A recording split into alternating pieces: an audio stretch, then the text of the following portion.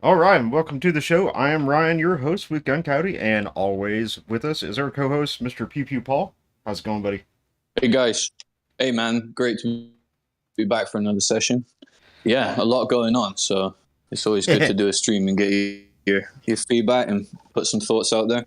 Yeah, it's crazy, isn't it? There's so much going on. So yeah, where are we starting today? Like, what's first on Well, the pile? there's a little bit of craziness going on in DC today. So everybody was wondering and posting why are they putting the barricades up? Why are they putting the barricades up? Well, I guess everybody Hmm. forgot that Netanyahu was giving a speech in front of the House today. But before we get to that, what I'd like to get to is the FBI director, Christopher Wray, testified in front of the House Judiciary Committee today. And he had something just incredibly dumb to say. So without further ado, let's show you guys what this idiot had to say. The shooter took the gun up with him when he climbed up to the top of the roof, or was it already placed there somewhere? So that is something that we're drilling into right now that we don't know the answer to yet. I can tell you, which may be relevant though to your question, that, and I don't think this has been reported yet, that the weapon had a collapsible stock, which could explain why it might have been less easy for people to observe. Because one of the things that we're finding is people have observed him. The first people to observe him with the weapon were when he was already on the roof, and we haven't yet found anybody with firsthand observation of him with the weapon walking around beforehand. So that doesn't mean he wasn't, obviously, but the collapsible stock is potentially a very significant feature that might be relevant to that. Did he have a scope? I believe so, but as I sit here right now, I don't remember. Okay. So so this fool thinks that he's trying to push the craziness of having a collapsible stock on the rifle made it more Hmm. difficult for people to spot the fact that he was carrying a rifle. It's an And invisibility cloak. that's what It's it an is. invisibility device, right? Yeah, You having a collapse the collapsible stock. stock. Yeah. Wow. This is It maybe something straight shortens out the of. overall length of the gun by like 4 inches. Uh, Um, I don't think that was it. I can't believe it was allowed to be said. How's he allowed to be in there without being, you know, reviewed for competency? I mean, the guy's crazy. How can this even be a suggestion? This is Um, asinine, moronic. What I do we call it? I mean, I think it's because these people are in love with the Clinton gun ban. So the Clinton gun ban, which passed in 1994, one of the deals in it was you couldn't have a collapsible stock on a factory rifle anymore. right. So every AR-15 that you bought had an A2 stock on it. And if you wanted a collapsible stock, you had to go to the aftermarket or find one for sale at a flea market or whatever, and then you could Yeah. put it on your rifle. Um, it did absolutely nothing. It was This is one of the things they wheel out, like the gun show loophole. Like, this is another one of the things, isn't it? That they love to they would wheel out. probably Like, work it around as like the gun show loophole, like, oh yeah, you could go buy a collapsible stock at the gun show, and your gun turns invisible when you put a collapsible stock on it. It makes it a higher caliber and blow the your lungs police out. can't do their job. We can't do our job without making sure his collapsible stocks off the fucking streets. He just climbed up on the roof, a fucking sloped roof, right? He climbed up on there with invisibility mode enabled. It collapsed his stock. We couldn't see him. And then suddenly, bam, out of nowhere, bullets flying. Fucking wild, man. Yeah, we gotta ban it. Makes total sense. Let's go. Yeah, yeah, That's it's completely right. Okay. asinine to believe this. Maybe if he didn't have a collapsible stock, then he wouldn't have been able to climb on top of the rooftop. The stock would have been made the gun too big for him to be able to climb up there. Um, It was 'Cause on his back on a sling. People saw a guy climbing with a rifle on a sling. What the fuck would collapsing the stock have to do? I guess he could have had it in a bag, and then actually it would have been a problem. The thing is, collapsible stocks are evadable. He didn't use one. He knew that people are so fucking stupid. Well, his rifle they're gonna did just have let one. him. Oh, he did. Sorry, pardon me. Yeah, Pardon yeah, me. his He rifle did did have one, one. right? Yeah, which But is was he like not standard spotted? for basically every AR-15 that's been made since 2004. You know, people don't want A2 Right. stocks on their guns. But he was seen. He was seen half an hour before. Or are we now just going to ignore that? Is that gonna apparently ignore not true? that. There was so many. We're going to ignore that. There's so many reports of him being seen. So collapsible stock or not, he was still seen before. He was still on the rooftop. It's still clear that from the perch the sniper had, he would have seen him. There's Yeah. so many questions. There's so many fucking Yeah. questions. You know what I mean? This thing, it must not die. We have to keep no, on it bringing can't. light onto it. You know? It can't die it- because they're trying to switch the narrative to use it for gun control. When it has nothing to do with gun control, they just really don't want to acknowledge their own negligence Yes. and inability to perform the task of providing safety for high-profile individuals. That's what it's about. That was So it. Yeah. it's just That was trying it. to That's switch what I was the about to blame. add. Yeah, it's complete incompetency in terms of like, switching the blame, scapegoating, gaslighting. But the thing is, it's all because of this DEI shit. There should never have been those DEI hires, whatever you want to say. There Well, you can't shouldn't say have that been them now. out there. And I think Apparently also- now saying DEI hire say is it. racist.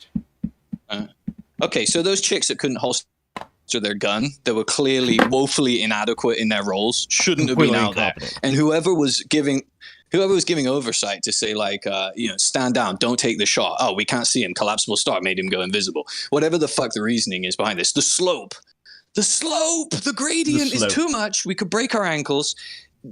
Even It though the may- it's- snipers it's were the counter sniper fucking teams foolish. were on a steeper slope. Yeah. This dude Yeah. flew a drone around. He scouted the place out for 3 days before the event even happened. He was spotted, and they had pictures of him at 30 minutes prior to the event, and for 5 minutes before he began firing, there were people trying to get Secret Service and local law enforcement attention to say, there's a dude up on this roof with a rifle. Yeah. And magically no one could find him. For like half an hour. Yeah. No one could find him. No one could see him. They had visual on him, like we were saying yesterday. And that slope is ADA compliant. It's compliant for Yeah. disability For access. building wheelchairs. So it's all, for wheelchairs. So the whole thing it just stinks. It completely stinks. The perimeter, and then the questioning. When we saw the questioning with AOC coming in there and weighing in, even AOC's, she's not really well known for asking the brightest of questions, but even she was asking, why was there no perimeter? Why were you not controlling the area? If someone as dim as AOC can see it, and let's be honest, AOC's advice is coming over like, she should really stick to what she was good at. And no disrespect to her or anything, but I don't think she really has a clue about security or any of these topics. But she does know one thing, is that her life is in danger. And that also ties into when Netanyahu visits. They see how much protection is being put up. Because you're burning the American flag, guys. People are burning the flag in front of the White House. They weren't just burning the American supporting flag, this bro. regime. They weren't just burning the American What flag. else? They were taking the What American flag down, lighting it on fire, and replacing it with the Palestinian flag. With a Palestinian flag. Is that not the definition of the insurrection, or of the is that not it, the flag burning? That's like when you try and take over someone's land, right? Symbolic or not, for art or not, it's still the act. This flag burning at the end of the day is. And they were fighting police officers. Does that not qualify? No. Does what happened? Is it not a similar thing? Yeah. Is that not? That's Is what it I'm not saying. enough to Is it qualify not as a- insurrection? They're always bringing it up, aren't they? January 6th. But Destiny wants to debate with anyone. Obviously, our stream not big enough yet. I would love to talk with Destiny one day. He's got it all wrong, I think. He's got it confused. He's got it all ass backwards in that this isn't the insurrection. When he can finally see what's going on. But people need to take a flight out. They need to fly to Gaza. They need to fly to Israel and see it for themselves. Until you've been there for yourself and seen it for yourself, you can't really talk about it because it's very difficult to put it in the frame. When I first visited Israel, it changed the way that I seen the world. It really did. And it's somewhere that I just really recommend anyone who wants to weigh in on the topic, who's instantly on it. Obviously, we need to find a solution there. But there has been a solution for a long time. And under Trump, we didn't see this kind of flare up because we knew that America would be in to mediate. And where has the support been? What's been going on? There's so many hostages and stuff. There's been a shitload of support come in, but there's also this crossed mind of not supporting, and that runs all the way up to Kamala Harris. We have to have peace over there. It's a big topic. Yeah, it's a big topic. I mean, biblically, you can say that this conflict will never end. There will be times of peace, but there will be more times of war. And just looking at the biblical perspective of things, I know some listeners may be Christians and may not. You may be, may not. I am. And in the biblical context, the Israelites will always have problems with the Palestinians because they didn't follow God's word when he told them how to deal with these people, and this is their punishment. And it was plainly stated that that's their punishment for not following the word of God. So I don't think there will ever be peace there. We know that it's always going to be a source of conflict. The Middle East has always been embroiled in massive amounts of turmoil and destruction and chaos and war. I don't see that changing any time in the future. It's just the nature of how things are there with the various conflicting religions. There's a conflict there, isn't there? But yeah, there's always the eternal conflict there. But there is a way to, I don't know how to say it in a nutshell, but there's a way to, for some form, some kind of peace, where meaning that maybe there is always skirmishes, there's always some crop burning, there's always a bit of conflict, but civilian life can exist on both sides to some extent.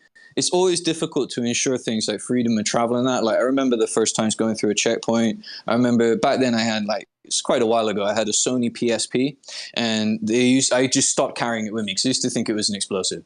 They used to think my phone chargers were explosive. They would be scanning all of this shit, looking for bomb residue. And they would always say the same thing to me, you're a young guy, you don't know, you may have been tricked, you may have been fooled. Right. You may think you're doing good, but you may have been fooled. Who have you been with today? Where have you been? And this level of suspicion is due to coffee shops blowing up. It's due to, look at what happened. There's still hostages right now. Let's not forget. I believe 7 Americans in there. It doesn't matter, though. It doesn't matter what nationality they are. Hostages must be free. Hostages it doesn't are matter hostages. It doesn't matter. Taking hostages like this is a terrorist tactic. We can't whitewash that. And at the same time, we still have to be critical of both sides in this. We can't just what happened to Israel on October 7th was a travesty. It was absolutely horrible. I watched it when it was going down with shock that something like that would happen to Israel in the first place, considering their security stance or their presumed security stance at the time. Yeah, and, it was considering there was many preventions put in place, and yet still, but there was, this hindsight. A lot of things failed. A lot of things failed. But at the same time, there's a human toll on both sides that we need to be very mindful of. Yeah. And absolutely. We need to find some way to peace. I don't know what the answer is.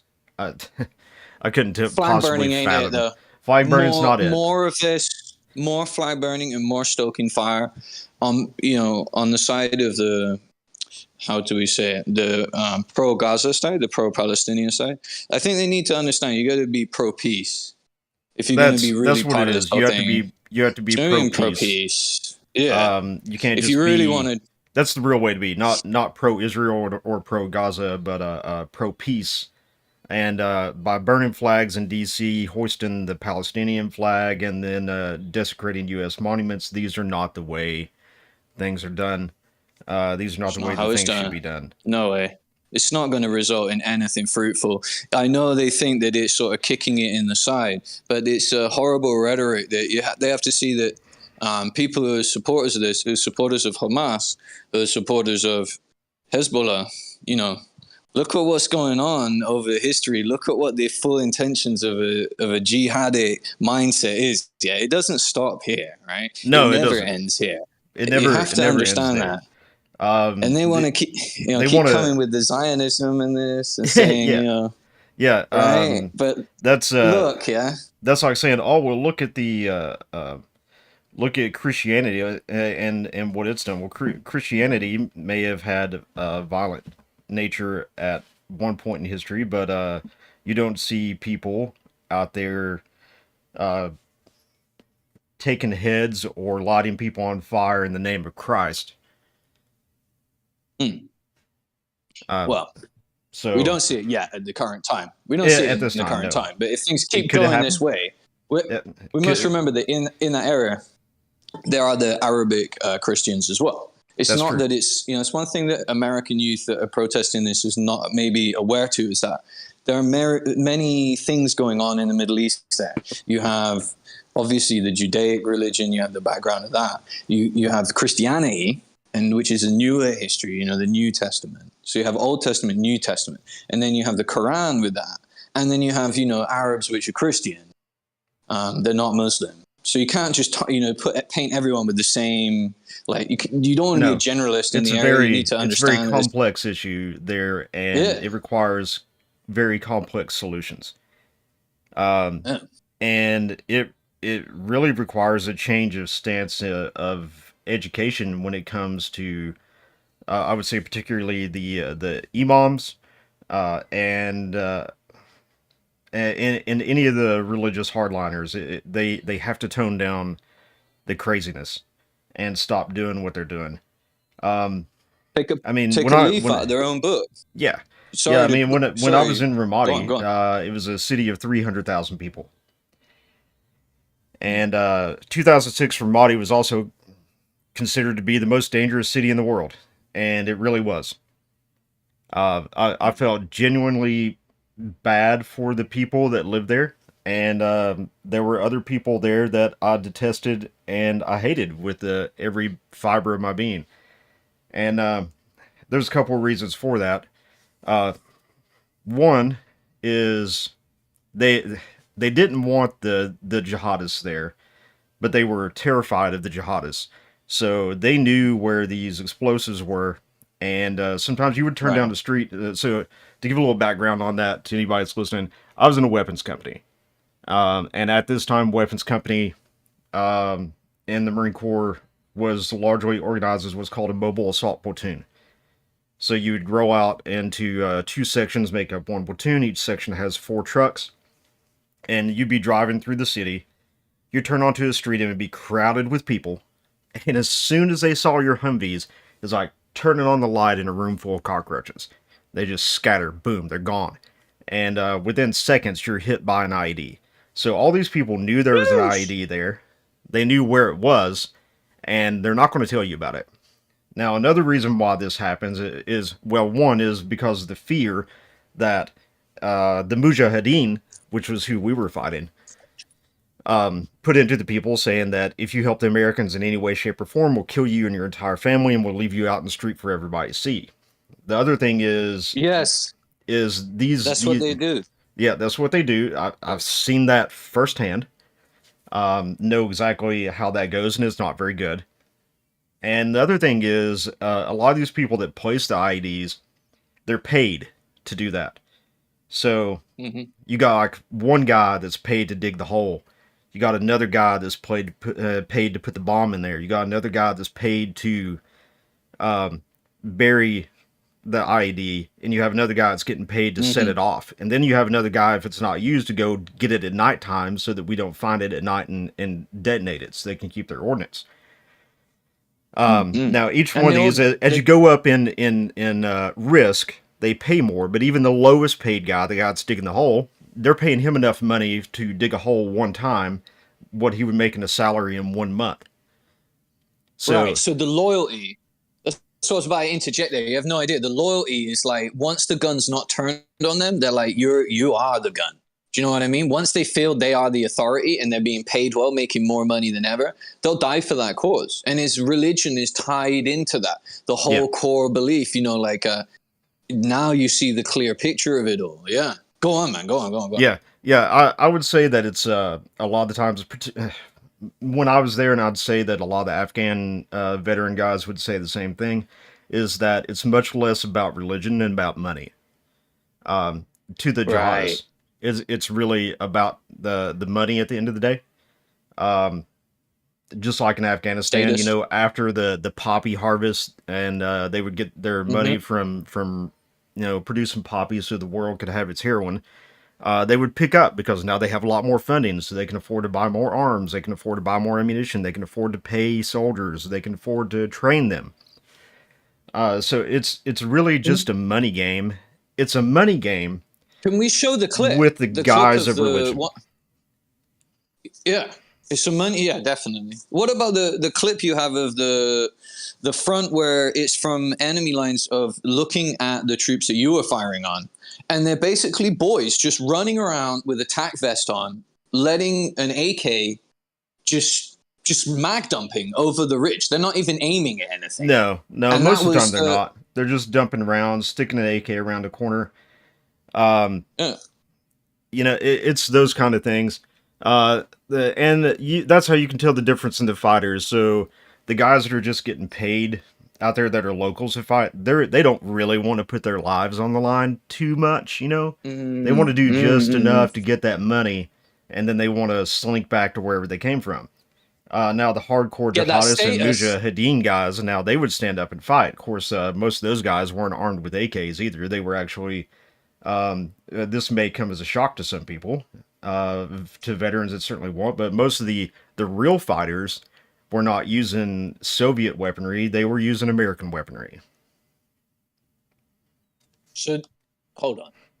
Yeah, you said this before. So let's just recap on this. So they were using what kind of weapons? What rifles? Well, I'll give you a really good example. So, one of the major attacks that happened on us when we were in Ramadi, it was called the OPVA attack. So we had this observation post. It was about a mile from where I was at a place called Hurricane Point, and it came under a very heavy assault, and they drove a dump truck packed with explosives into the wall of the OP and detonated it. And fortunately, there were no Marines that were killed. Some guys were knocked out and stuff like that, but no one was seriously injured. And shortly after that, the propaganda video came out because they always have a cameraman. They want to make a propaganda video, and they voiced about how many Marines they killed in this attack, and most of the time they didn't kill anybody. But what I noticed in this video, because we had the unedited original propaganda video, we had recovered from a house, and and all the jihadis in this video were armed with FN M16A4s and FN M4s. Some of them had M203s. They had night vision. The suicide bomber, the suicide bomber who drove the truck, had an M4 with an M203 and an ACOG. What? Do you think that it was the spoils of war that they had been able to steal it through? No, they probably just bought it. Conflict. They probably just bought it They from. bought it. Yeah, they probably just went to some corrupt Iraqi security forces dude, and said, "Hey, man, we'll give you like a year's worth of salary if you'll give us some of these guns." And he's like, "Here you go." Yeah. The battalion that replaced us, they got hit pretty hard. And while they were there, because they actually got hit so hard that they became combat ineffective. The jihadis had a parade down one of the main streets there, and they had TOW missile launchers set up on some of the rooftops. And we were looking at What? the videos of this, and we were like, "Do these dudes really have tows? Like, where did they get it? Where did they Holy, get TOW missiles?" And they had to what have the bought fuck? those from the ISF. You know, the ISF was known to be terribly corrupt. They were known to be incredibly infiltrated by the jihadists themselves, and you couldn't trust any of them because you never really knew which one was a jihadi and which one was trying to be there because he wanted to try and bring peace to his country. For So listeners that don't know the acronyms or don't know exactly what that missile system is, can you just give them a budget yeah, ballpark yeah. on the kind of costs we're talking here for these Um, systems? It's yeah. So the TOW missile system is it's a tube launch optically guided weapon. It's a missile that's meant to be an anti tank weapon, and it's guided by a little wire that actually connects to the missile. And you have this big sight system that goes on it, and you guide this thing all the way into a tank. It's designed to take out Soviet tanks. It's been in service for quite some time, but they are still radically expensive. And mm, don't quote me on this because I'm not sure what the cost per missile is, but I think the cost US dollar wise for one of those missiles is something like 125 to 150,000 dollars. They're really expensive. right. So, and they were having the rooftops filled with those. Yeah, someone sold them obviously from somewhere. We know, obviously, when Biden pulled out, they were left with a huge Billions cache of of, dollars yeah, worth billions. of equipment. I mean, yeah, MRAPs, machine guns, yeah. rifles, helicopters, uh, Ugh. armor. I mean, the Afghans even Oh went my God. and fought it out with the Iranian border security with these American weapons. And that's why did we leave tens of billions of dollars worth of Why? weaponry behind? And Only Corn Pop knows. Only, but yeah, only Corn Kamala Pop knows. knows. Let's not let it. Let's let it. Let's not let that be her shield. She used it. It's her umbrella. She knows that's her shit catcher. What's She even knows more because she was disturbing doing it. about this is the fact that we've now seen these weapons that were left in Afghanistan making Mm, their way to the Mexican cartels.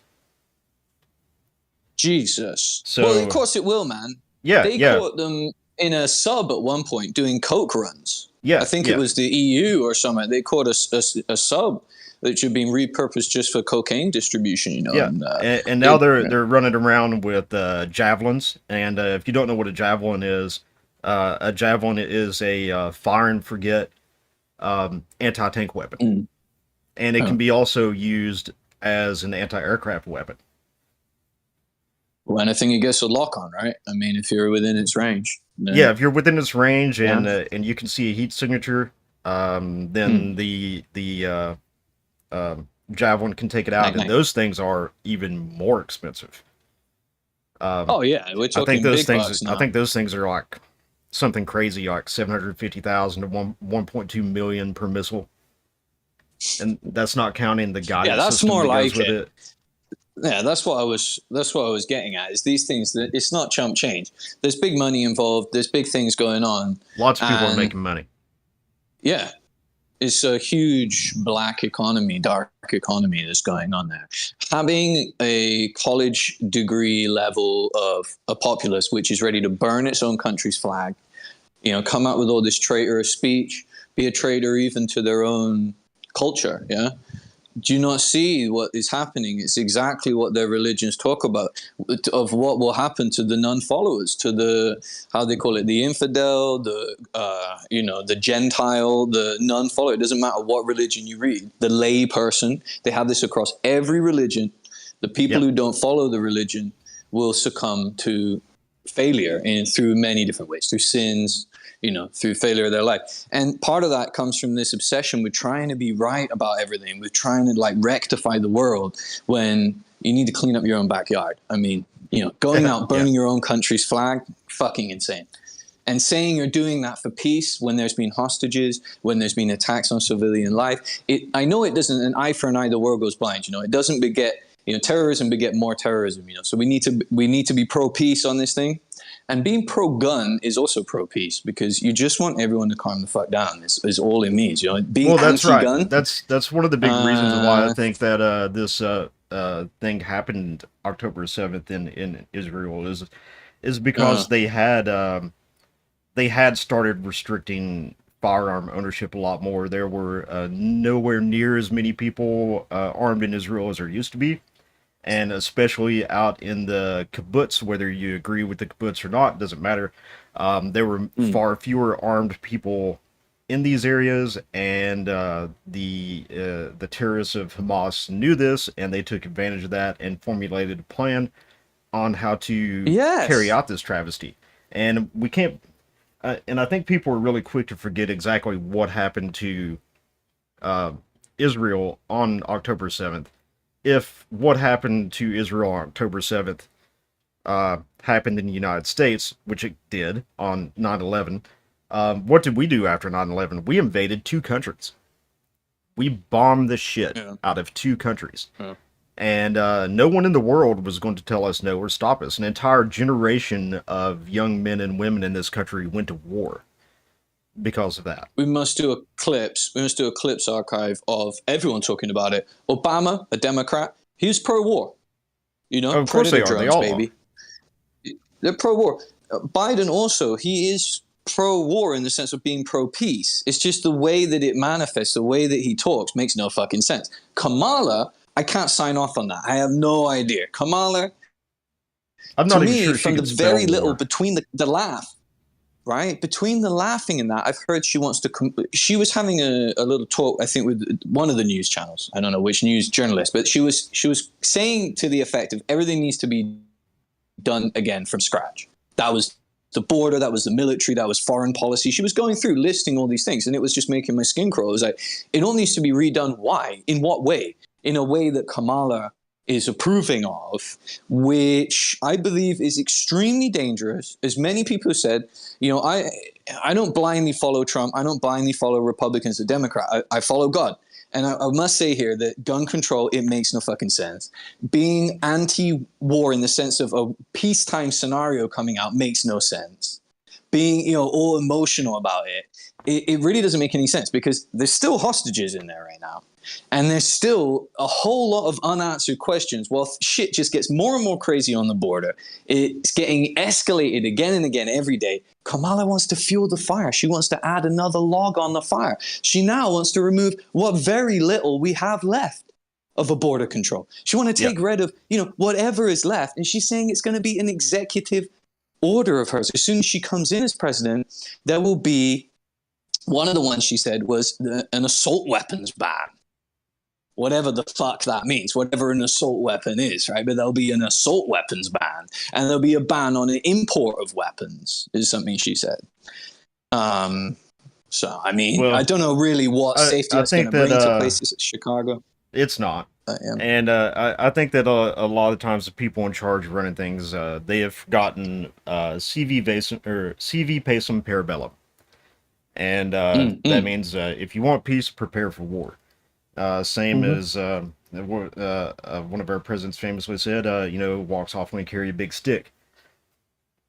And the point of it, the reason why America spends so much money on its military is because we don't want to go to war. It's not because we're war mongers or we're war hungry. It's because we don't want to go to war. If you're the biggest kid in the room with the biggest stick, no one's going to mess with you. They're going to leave you alone. Everyone going to play nice. They're going to learn how to play nice with each other. But as we've seen, if we take that away very quickly, which brings me into something I wanted to say earlier that I forgot, is that would they be able to do this in their own country? These people that want to come and burn the flag, would they be able to do that without repercussion? If you done that in downtown Dubai, you know, if you did that in Egypt, if you burned the Egyptian flag, try it. Yeah. Try doing that in Pyongyang. What's going to happen? What's going to happen? Try doing that in Moscow. Yeah. Oh, yeah. Now we're getting there. It's okay to do in the West because the West has been corrupted in the sense of no patriotism, no identity America anymore. bad. Why? We don't West know. Bad. America bad. Yeah. Their identity, they feel ashamed for it. They don't want to stand up. They don't want to talk for their own country. So they feel that, you know, someone else can decide it for them. They'll just be a consumer. They won't be a producer. Yeah. They will just consume the media. They will just listen to whatever is being told and dictated to them, and they will nod and they will go along with it because that's how it's being presented to them. I mean, why else would they be out burning their own nation's flag, the flag that gave them the freedom to think in such a way? You know, No, the flag that I know innate. that Netanyahu is a divisive character for many. Not going to say Yeah. that BB's the best person in the world. Not going to say he's the worst person in the world. But in this short 13-second clip here, he does make a very valid point. And let's go ahead and play it, and we'll get some reaction. Yeah. Some of these protesters hold up signs proclaiming gays for Gaza. They might as well hold up signs saying chickens for KFC. And that is, whether you like BB or not, that is 100% spot on. Go to Gaza right now if you are a big Hamas supporter. If you're a gay and you support Hamas, why don't you go to Gaza and hold up a Gays for Gaza sign and see how long it takes for you to get thrown off a rooftop? They'll follow you. It won't just end there. Go and do it, and then find, keep checking in for several days. These gays for Gaza, Yeah, and understand that if they're you going to even make follow it a you. day. Yeah, it's not going. Maybe it doesn't happen right then and there. Like, you can go out and you can say, I don't know. I have a feeling people would literally come up and like rip it down because they're extremely basic about this. It's extremely simple. You can't be gay. Yeah, I think they would So- rip it down. They would find the nearest 3-story building and throw you off of it. That's what I think. I think it would be some kind of combination of something like that. But outrage and wanting your death, baying for your blood, definitely. They're Yeah, gonna want it. yeah, So- 100%. So all these people that are out here, if you are in that community and you're holding up one of these signs, you should probably really think about that, because the people that you're trying to support, they really hate you. They would prefer nothing more than to exterminate you. It's chickens for KFC. It's true, and That's I right. eat a lot of KFC. Yeah, It's chickens for KFC. yeah. I mean, that his statement is 100% spot on.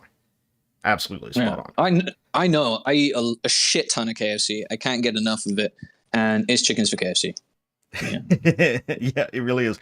That's the The best. Colonel approves. The Colonel approves, and you won't just be original recipe. You will be extra crispy. Oh, for sure. It'd be extra crispy. Yeah. So, yeah, man, that's So crazy. that's why I can't wrap my mind around the whole liberal mindset. Is I don't get how you can say gays for Gaza and not know that these people hate you.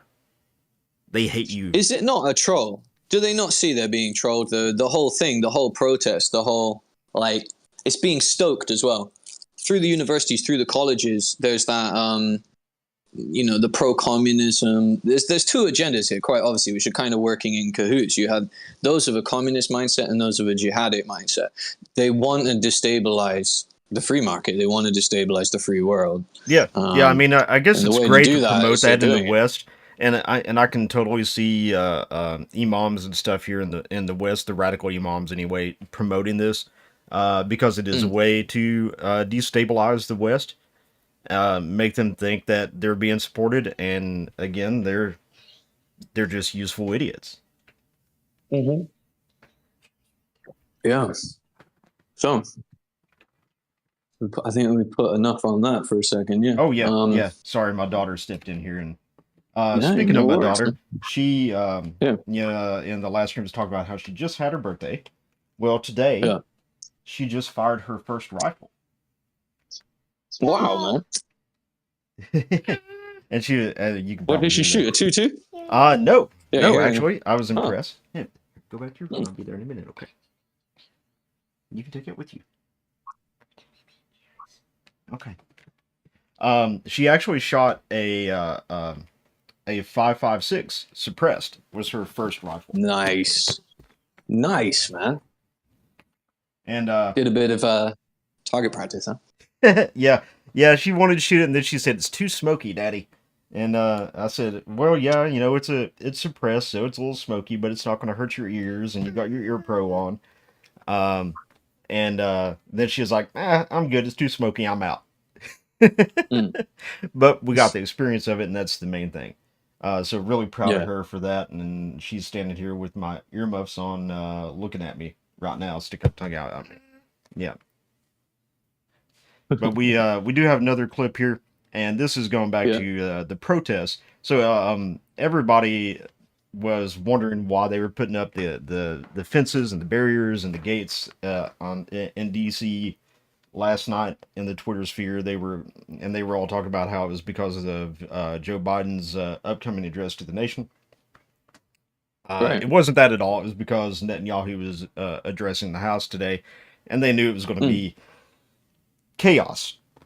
And that's exactly Makes what it was. way Now, makes this way more clip sense. here, this clip here, which we're going to play, shows protesters assaulting police officers, and I just want people to think about that when the left and the media start bringing up January 6th again, and tell me if this it looked like January 6th or not, because I don't think it does. I think this looks much more serious. Get arrest! Get arrest!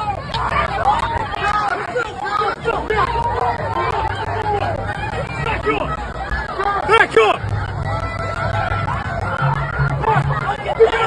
Get back! We're back, you fucking idiot! We're back! Shut the fuck up!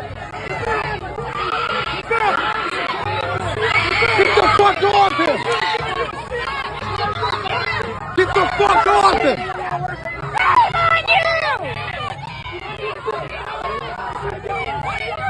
Whoa, he's training!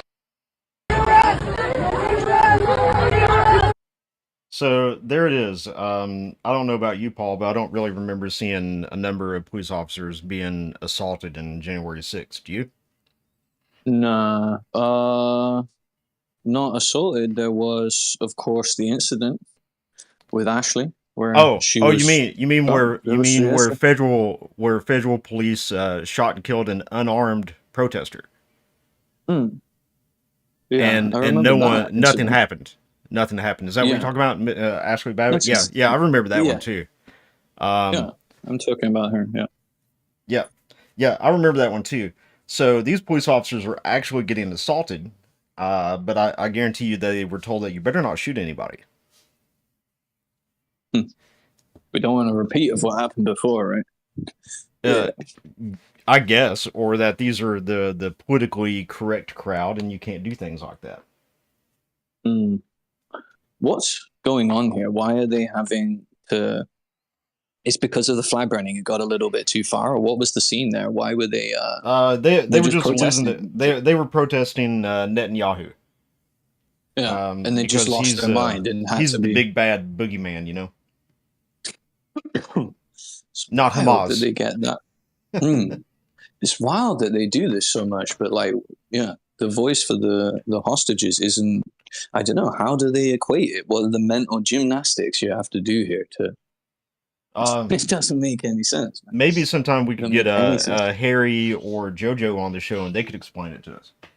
I'd love to talk with JoJo or Harry or any of them. Yeah, actually, or David Hogg. I wonder what Hogg's been saying. I bet Hogg's been fucking excited.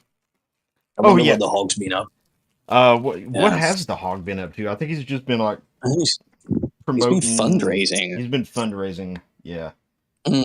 He's been raising loads of funds, and His obviously his DoorDash money must be getting low.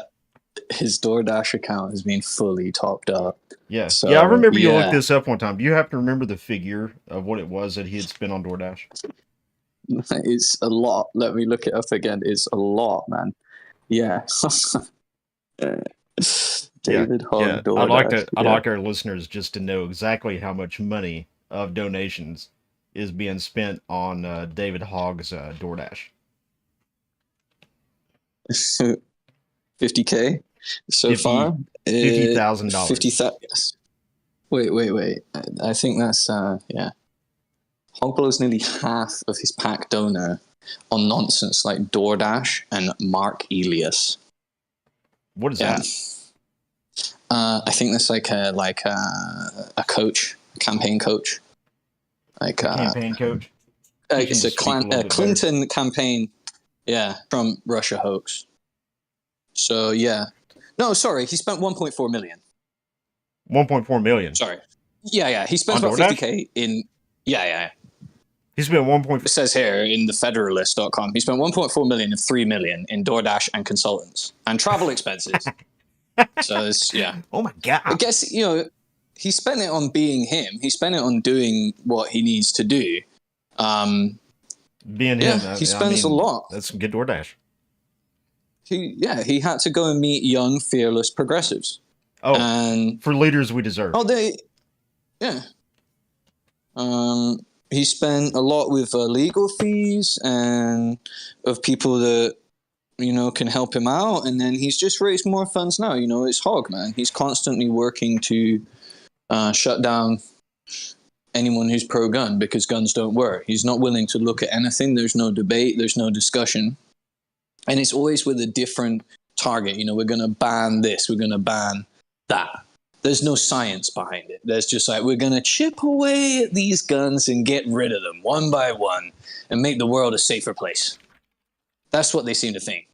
I don't see how it checks out, though. Have they really done their homework? Have they looked into this? Because it doesn't make any sense. No. So, yeah. That's things that will never get looked into. We're probably one of the few people that even bring up that particular statistic. I don't know. If you check the comments on that, if you check the comments on David's post, I don't think anyone buys it. Or at least he just never comes back to the comments. Okay, some people buy it.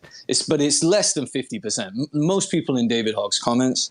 Well, judging by the size of his that biceps, if he were to read any of the comments from any of his posts, he would probably need a long-term therapy.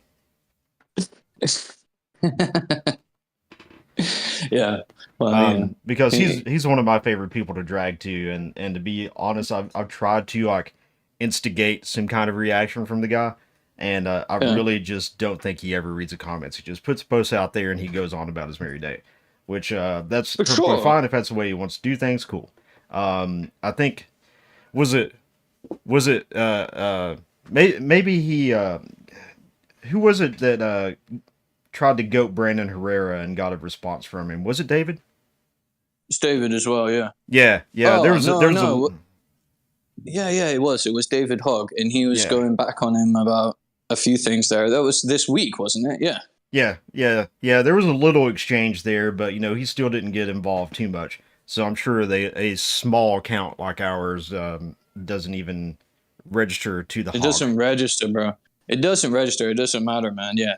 Because even with views and followers, I don't think he's not willing to talk with anyone. It doesn't matter. Well, he probably would be if we offered him some money. Maybe that's a way. So we could say we're a gun control group and hire him. If we could get the money together to do it, we can hire David probably. Yeah, that's a good point. I never thought about going at it like that. Now we've got a game plan. Now we've got a much more viable plan of action. Yeah. Okay. So that's how we're working. So, guys, we need you to go and sign up for our newsletter so that we can get enough funding to interest Hoggy Boy to come and debate us. I see what you've done there. That was a good plug. Well done. Yeah. So what's next, man? What's next on the I don't know, but you got anything in the pipe? I've got this crazy fucking story, man. It's the most wild story. It's the Mr. Beast thing. I don't know if it's completely changing threads. I guess everything's interlinked, isn't it? It's all interconnected. You know what I mean?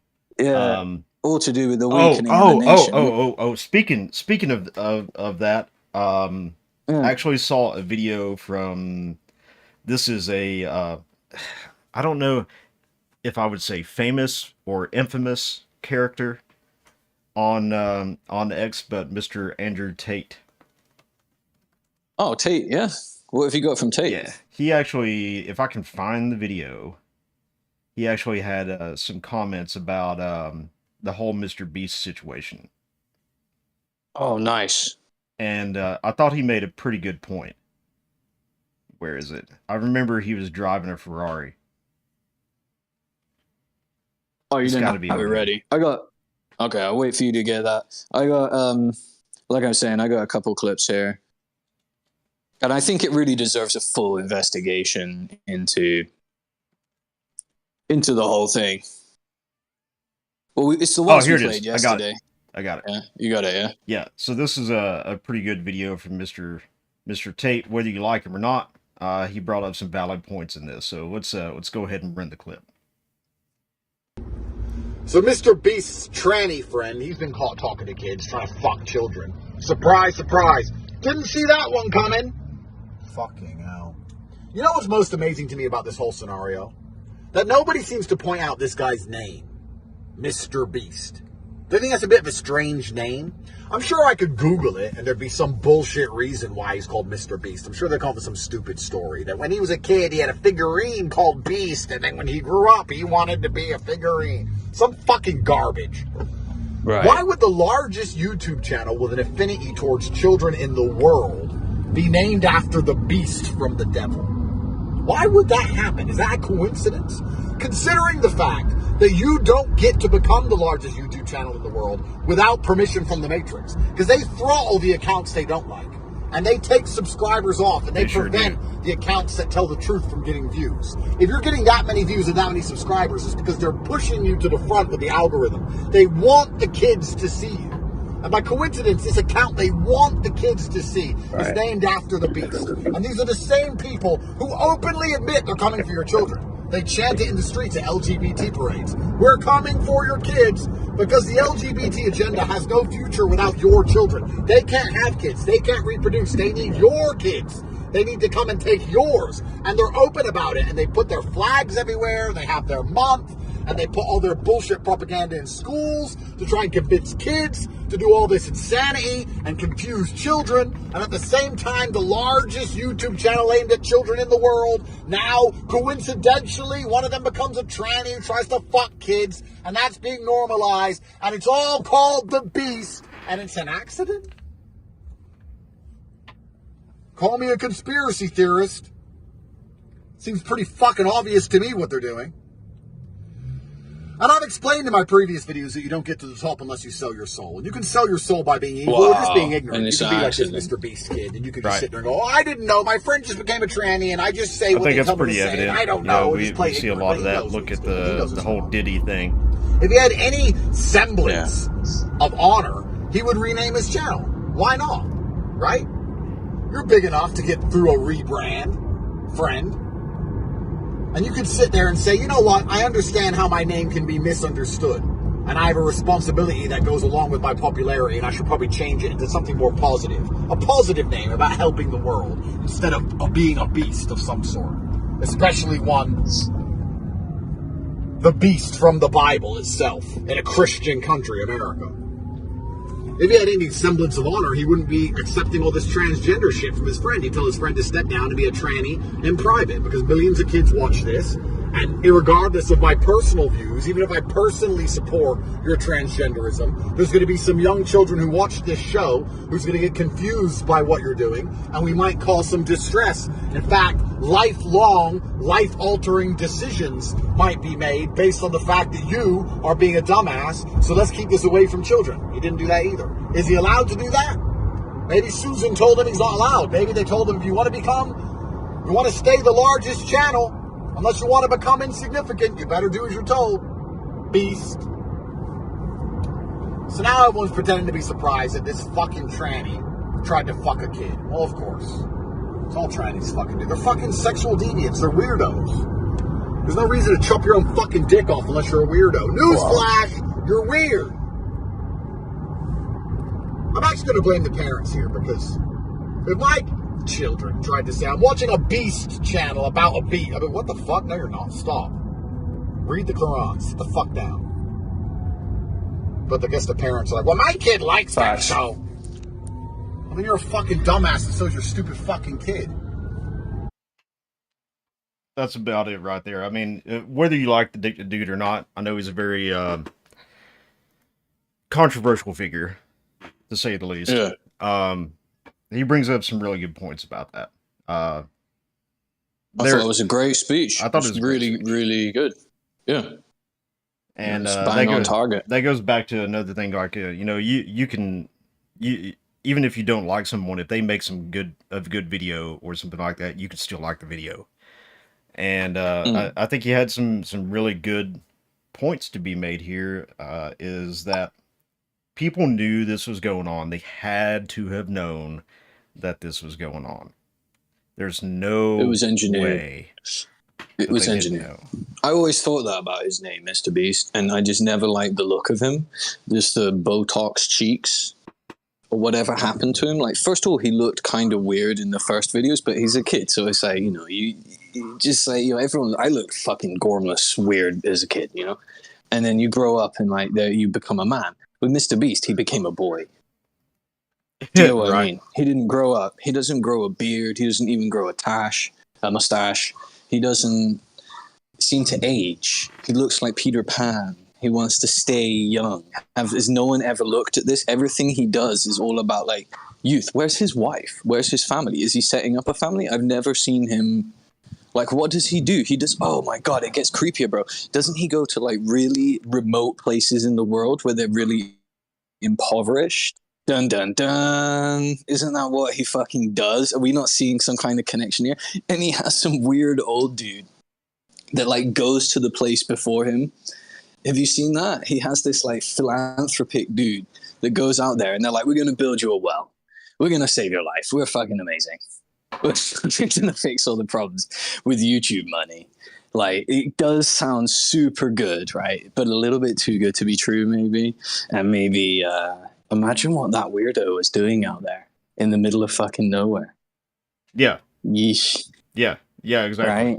Right? What's going on out there in the middle of nowhere on these little retreats? Yeah. It's kind of like well, it's not kind of like, it's just like what was going on at the parties at Diddy's house that we no longer hear about.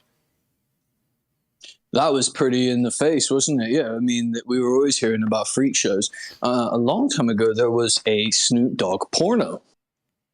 Do you know that? There was a Snoop Dogg adult brand called Snoop Doggy Dogs. Triple X or something. No, I didn't know that, but that's yeah. You did. I remember seeing some of it pirated. They were quite expensive to come by. Back in the days of like owning the Hustler VHS was like, I don't know if you know these days, but yeah. As someone who come from background in adult entertainment, I know about it before I changed my ways, found Christ, and. Yeah, it's crazy, man. They put a lot of money into these productions, and Snoop Dogg had one, and there was a load of trannies in it. That's what I remember. I remember finally seeing it, and I was like, no way, you've actually got like the Snoop Dogg porno. So I was like, okay. And basically it was high budget. It was him in a like, mock Roman style setting where he had the columns. Like, it looked like a music video, you know what I mean? Like one of these like, what was his name? Biggie Smalls, Snoop Dogg style, big mansions, like P. Diddy's house, one of those big, big mansions. And then he had like chicks with, I think, AKs or some rifle, maybe Uzis, or like probably Tech 9s, right? So he had like chicks standing like left and right of him. And he was like, welcome to the video, player. You're going to see some amazing shit. You're going to see some ass up in here or something, and there's all these like, big booty chicks in there, and they had trannies, bro. And I remember being blown away. I remember being like, what's going on here? Yeah. Like, why does this exist? Why is this a thing? Well, I think we can all generally agree that, and I'm sure that you know that from your experiences, that the adult entertainment industry is pretty much cancer. It's a mind cancer. Virus. Total cancer. Don't watch porn. No, don't have anything to do with it. Porn is complete cancer. It ruins lives. It ruins you. It ruins It feels marriages. so good to say that, man. It ruins I've got to say, it feels so good to speak the truth. It ruins numbs everything. It numbs you. Yeah. Don't watch it. Don't support it. I know it sounds really weird to hear that, and everyone's like super into it and into fucking and that. When you're a young man, my advice is fill your boots, as the saying goes. Fill your boots. Get your fair share as a young man. But remember that you're going to peak around 30. Work's going to get harder after that. Why is that? You're starting to shut down. You're starting to slow down. You might live for 100 years. You might live 120 years. But your peak time, yeah, you're going to peak, and it's in your 20s. You might peak later, but I don't know. Some people say they have a second run, but if you look at pretty much anyone's life, any entrepreneur, anyone like Tate we just looked at there, he's still hitting a peak now, but like at some point it's going to fade, and he already had like his career before that. He's someone who got their second wind, right? He's someone who's very lucky, who's like kept going. But for most men, there's a peak, right, where you could learn the quickest in that year, where you could, you know, really be effective during those years. And that's during your 20s. And that's when most people spend all their time running around like they had, you know, 10 dicks, fucking as many chicks as they can, just going crazy, right? And not planning for the future, just, you know, drinking from the bottle, like whiskey every night, Doing whatever entertains living you a for the crazy day. life. Yeah. Fill your boots doing those years. But remember that, like, you don't want to be the oldest guy in the club anymore. You don't want to outstay your welcome. Yeah, Is my only you don't want to advice to be anyone, 40 you know? living that lifestyle.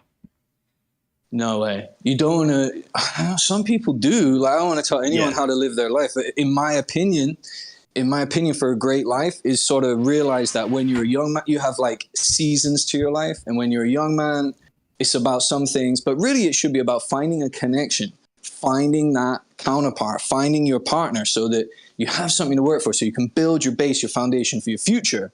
In your 30s, your 40s, your 50s, find your soulmate, find the one you love, because you got one love to give and you got one life to live. So you got to remember that you've only got one love you can give at a time. You can't have polyamorous. I don't believe it works. You know, I'm someone who speaks from experience, swinger, all that sort of shit. That's as all a younger stuff is man, mind it cancer doesn't work. too. Yeah, it's total cancer, man. It's just all of that stuff is going to lead you into like pure basic human emotions, animal emotions of jealousy and lust and sin and everything that comes with it, and vanity and narcissism, and it's just pointless. The point of sex is really to connect with your partner, and point is to reproduce. And so when we have all these confusions about it, it's just gonna ultimately lead to confusion of the humans involved, and that means no growth. You know what I mean? Like, you can't, like you were saying before about recruiting the kids, you know, you can't grow homosexuality because it is by default in terminal decline. That's the way it works. Well, you can grow it. You just have to convince a generation of people that that's what they are. And I think that's what Right. Andrew Tate was driving at, was the only way that they can expand their population is by coming after the next generation of children. And that's what his concern is they have a goal to keep their numbers going, and that is by whatever word you want to use, grooming the next generation of them, because they, by definition, can't reproduce. Well, yeah, that's what I'm saying. Yeah. Yeah. So absolutely. So I mean, this goes back to, you know, all the videos we've seen of dads at school board meetings who have been drug out by police officers for reading the books that their children are reading in school in a public setting at a school board meeting. And they're like, "Oh, you can't read that here." But your kid can read it in the library? Yeah. That's just it. The hypocrisy, the insanity, the whatever you want to call it. Just, insanity. Lack of hypocrisy. moral I don't have decency. I'm at a loss of words on this one. I mean, how can it get to that stage? Again, so it's the similar thread. It's a similar thread we keep on saying here. It's how is it getting to that stage? You know, how is it possible that can happen? But yeah, that's just the way it is. Societal decline. And with more technology, these chapters of history get shorter. So it's kind of like being at the fall of the Roman Empire, but much faster and much more informed. And you're watching everything just collapse in real time. And that's the way I feel about it a lot, is Rome's burning, and we're all going to be watching it on YouTube and Twitter and Facebook. It'll be televised for real. It'll be live streamed. We'll be here doing the commentary, man. Kamala, we'll be here doing the commentary. That's exactly right. We're here. We're your commentators. You got us with, what was his name? JR on WWF. Remember Hulk Hogan back in the day? I used to love listening to those guys commentate on the fights on the wrestling. Yeah. I don't know how we jumped onto that there, but yeah, man, it's Kamala Harris coming into it. She's going to lead to the burning of Rome. I think that's it. She's going to burn it all down and try and rebuild it. But what is it? She's not going to lead the burning of Rome. She's just the figurehead / scapegoat for the burning of it. And the real people that are pulling the strings to bring down the system are in the shadows.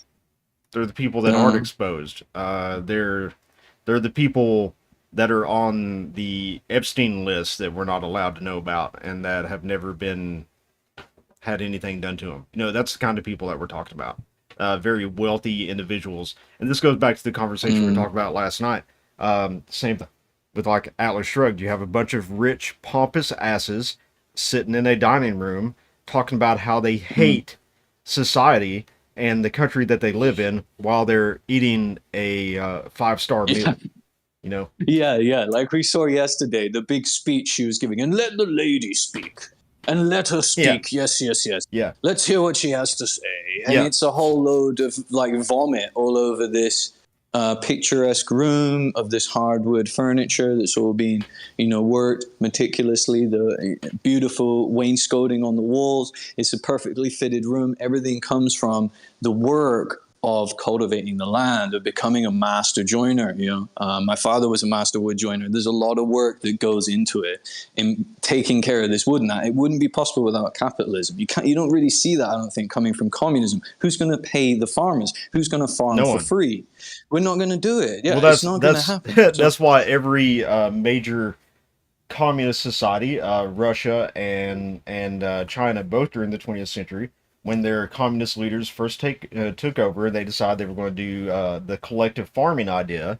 The next thing that they were battling with was mass hunger and famine. Yeah, the bread line.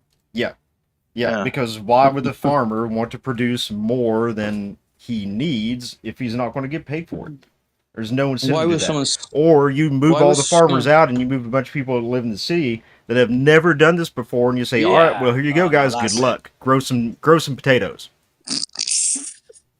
Go on, guys, try. Yeah. Try and even get a fucking bushel out of like 10 acres of corn. Yeah, they have no idea, man. And these same people But that this want is- to yeah, it's destroy the same thing I'm society, they saying. don't even know what society is because they live in this posh, unrealistic bubble that only 1% of people or less live in. And they have the means to sit there and have deep conversations about what's wrong with the world and how we're not tolerant enough. No, it's not that people aren't tolerant enough. It's just that they're working hard and they don't have time for your bullshit. Yeah. They're just trying to make a living and be left alone more than anything. I can say that for a lot of Americans. Is most Americans just want to be left the hell alone. Just leave them alone, let them get on with it. They'll pay their bit of tax. They're not going to check the T in the C again. They'll pay a little bit to let. Yeah. They know there's got to be a little bit. Although I kind of wish that they would start chunking the tea into the ocean again. Yeah, I kind of wish we could go back to that a bit, which maybe sounds a bit ironic coming from my mouth, But remember, we're all cousins, we're all brothers, we all came over from the same seed, and it's no one wants to be taxed into oblivion. That's what I love about Florida so much. It's not taxing the income. I wish we could audit the Fed and reduce federal income taxes, of course.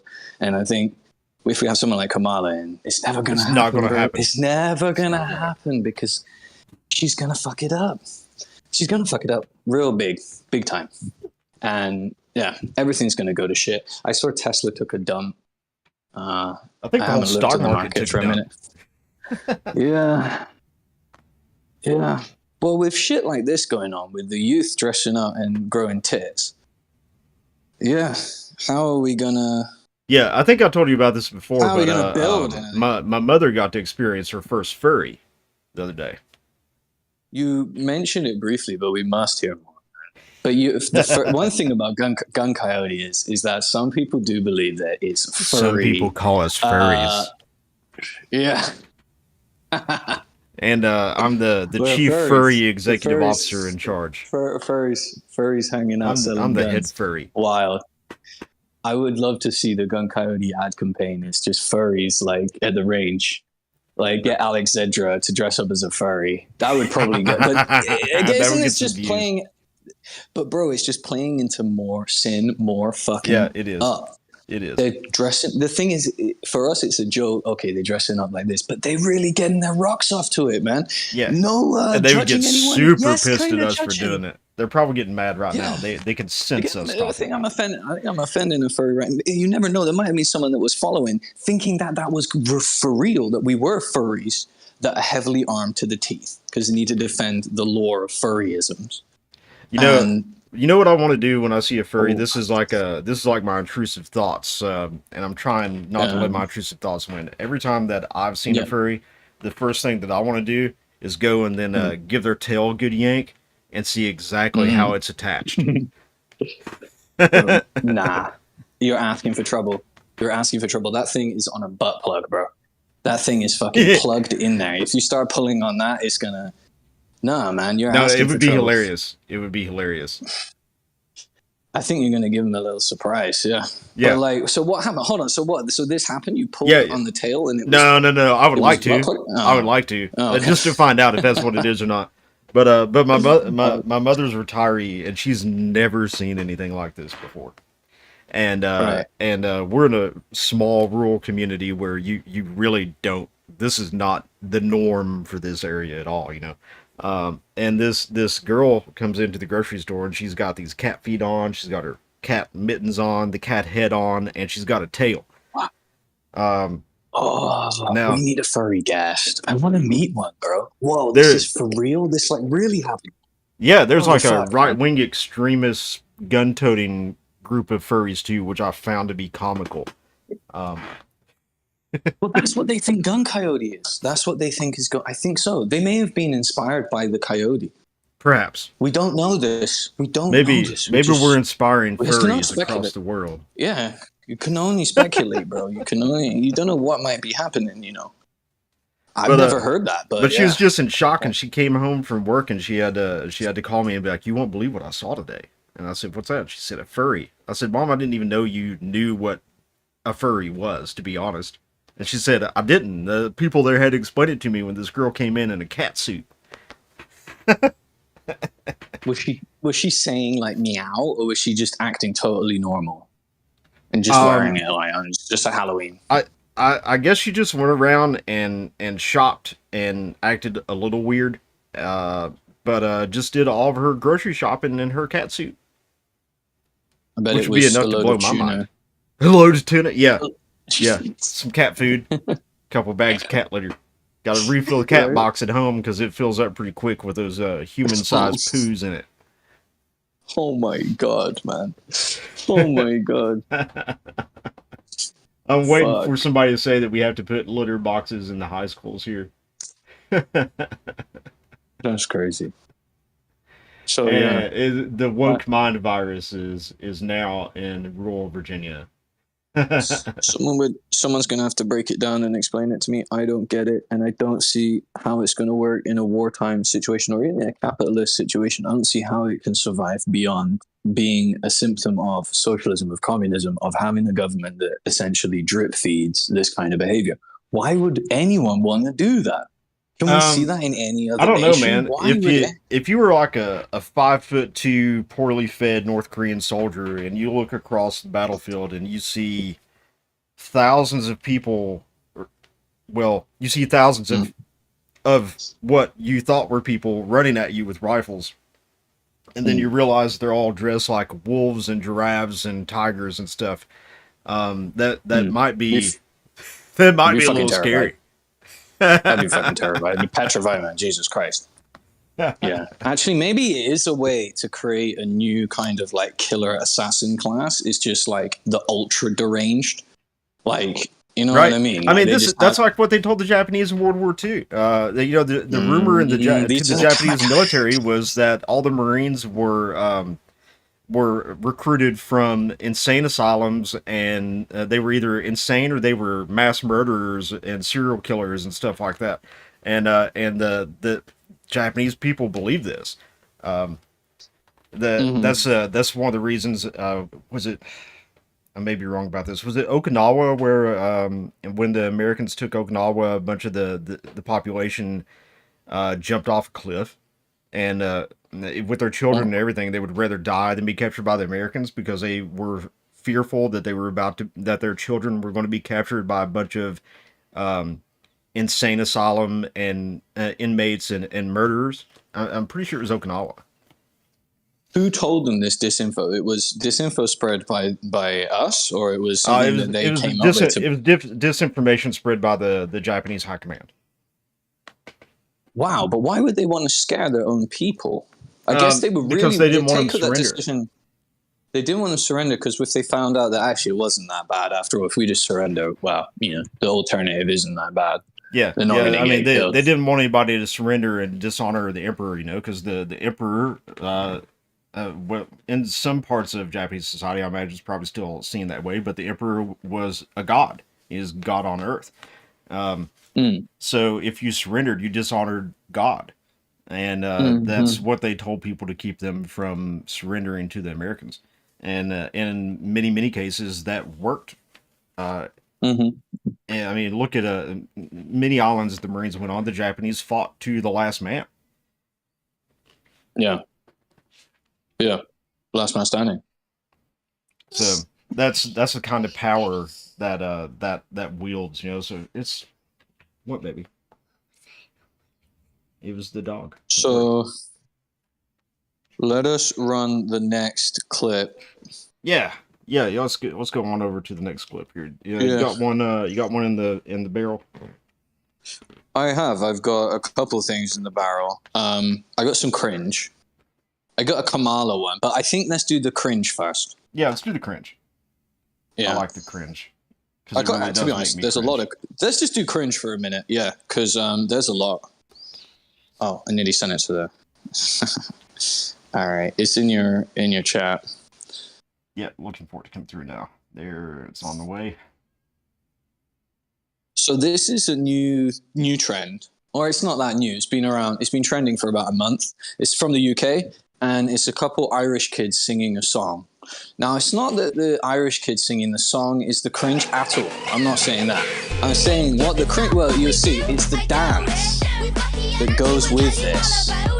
And it's fucking everywhere, man. They keep doing this dance. And I think any dance pretty much is cringe.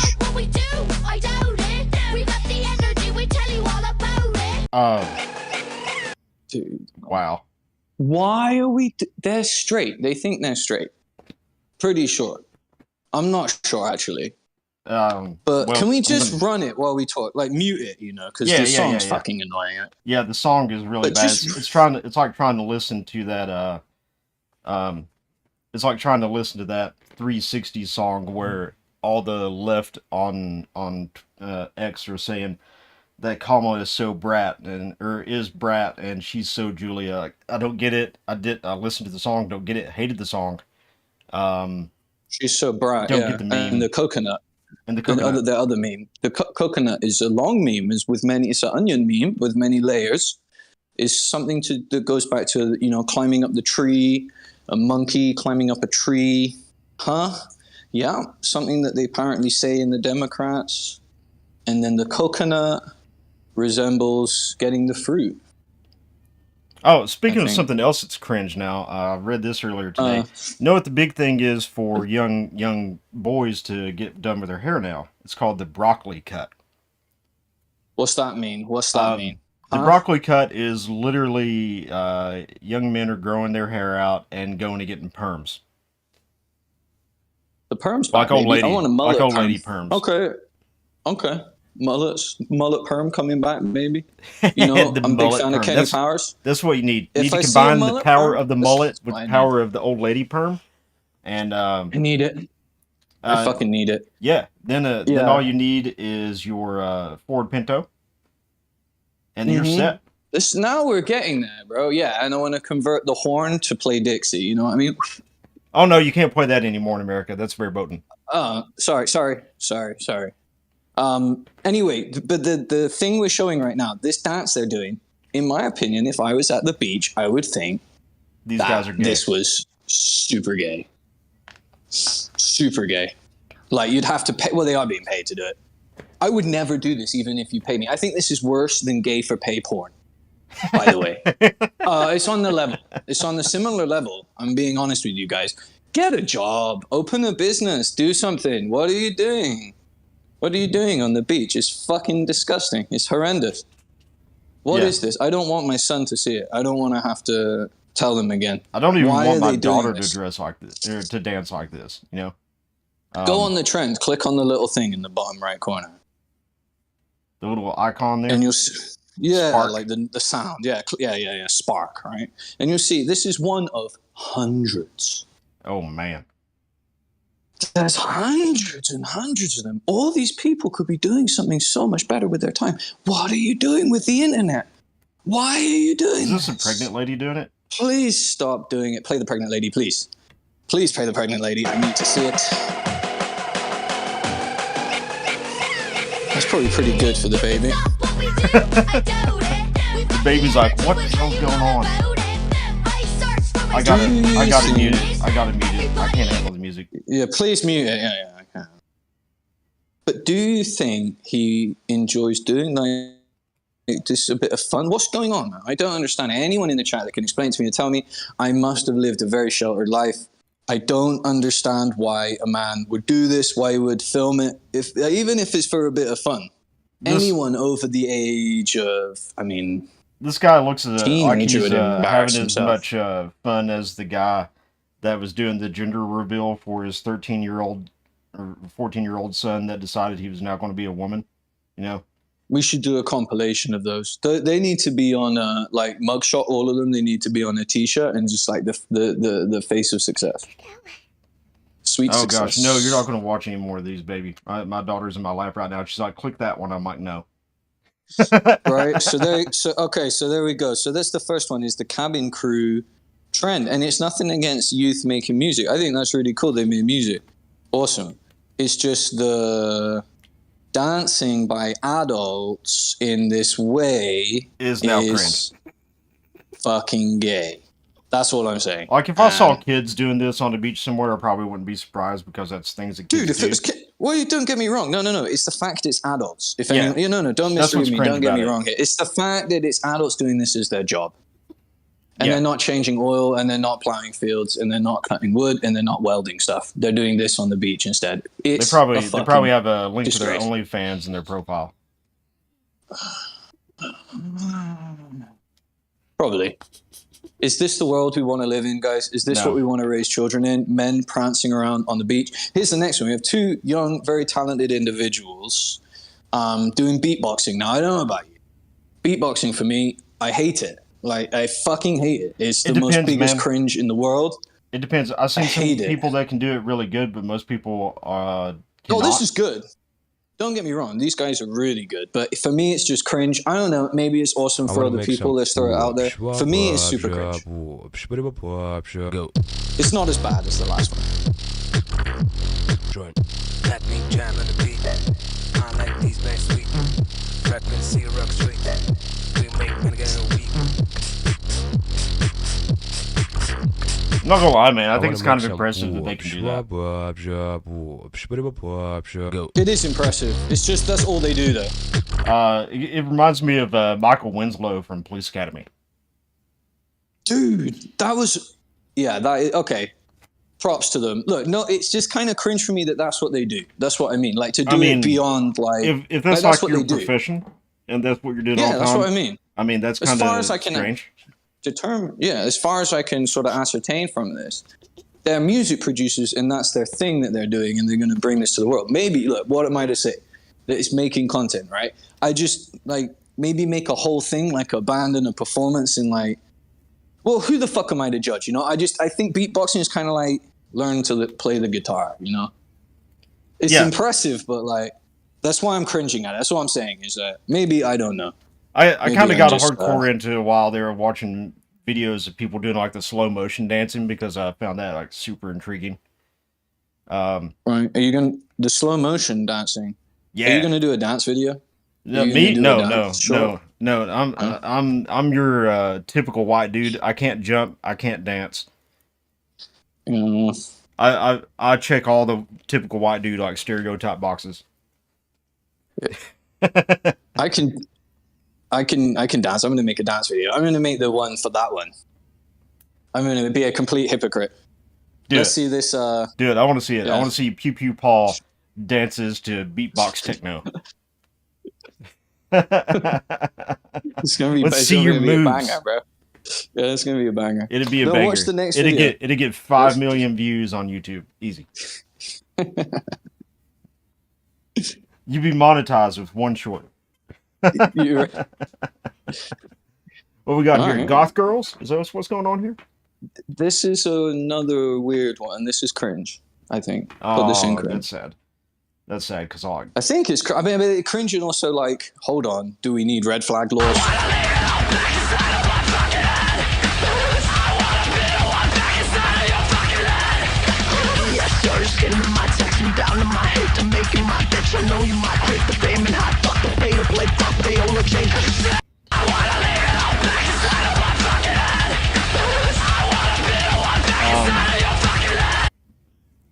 yeah, not feeling it. This is too much for me. It's too heavy for me.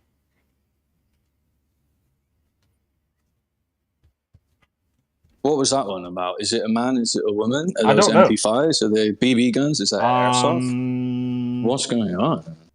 What is going on? I don't know. They I look don't know. kind of airsofty yeah. to me. I'm too much of a boomer, man. I don't understand it. I don't get that one. I don't get it. I don't get it. The music's too Do we heavy look- for me. Wait a minute. What? Holding up two Do- ARs do you- there or something? I don't know. I think they're MP5s or something. Do you want to see the one of the tranny going crazy now? Should we pull that one up? Is that the one that was losing their mind in the street? Yeah. Yeah. Yeah, Let's yeah, pull that yeah. one up. That's a good one. I've got it here. I got it here. Yeah. So you would think that we would have this a bit more prepared. Sorry to our listeners, we didn't have this in the place as quick as we No, we Yeah. I think our listeners are well aware at this point that we just kind of like fly by the seat of our pants. We're like those World War II I have no airplane fucking idea jockeys. what we do. Yeah, we just do things. Yeah. But this video is hysterical, So especially when I don't want Let's to ruin the everyone- surprise. yeah. Let's all enjoy and watch together as we witness. Because you're a something special. transphobe and you're having a bad I life. have trans friends. So why did you walk into me like that? You're looking for problems and you're purposely Am I? antagonizing me. Am I? So I'm gonna give you a minute and then I'm gonna call the cops. Because you was going in that direction and now you're following me to this location Because you and I'm you gonna stand walked here into for me, 1 minute. You antagonized me. Okay, what's and your you're, name? You're a black woman calling a What's cops your on a name? trans woman, and I just want you to What's think. your name? I want you to think about that. Okay, I You're a black woman calling the cops go ahead. on a trans Go woman. continue to And I walk. want you to think about that. We're at 37 and I'm seconds. going to pray for you. I'm going to hang. Because I I'm going to pray- stop recording at 1 minute, and I'm going to call the cops if you're still in my area. pray- I haven't offended You you in any hit way. me on the sidewalk and you're with your following body. me. You hit me. Honey. It's What- not honey Okay. anymore, bitch. It's not Oh. honey. All It's right. not honey, bitch. We're just going to patiently wait for the cops. Yes, we are.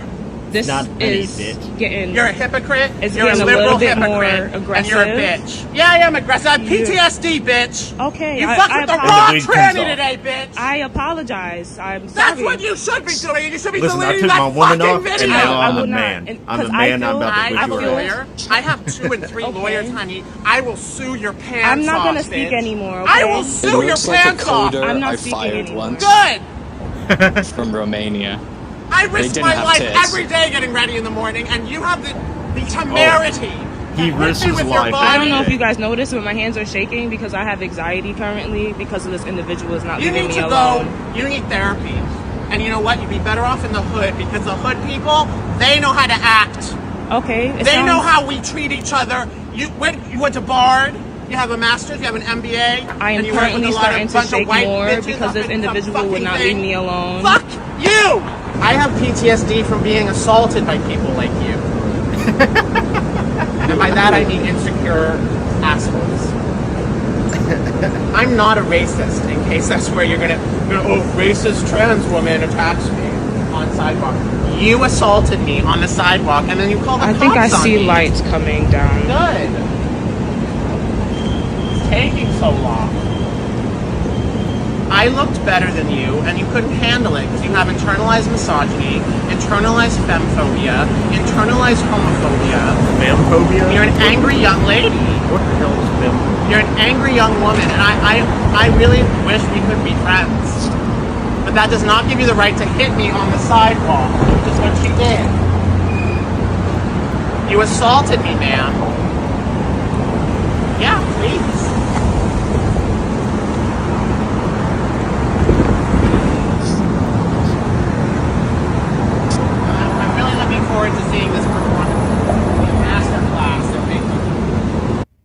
my message to America on this is everybody just needs to quit being pussies.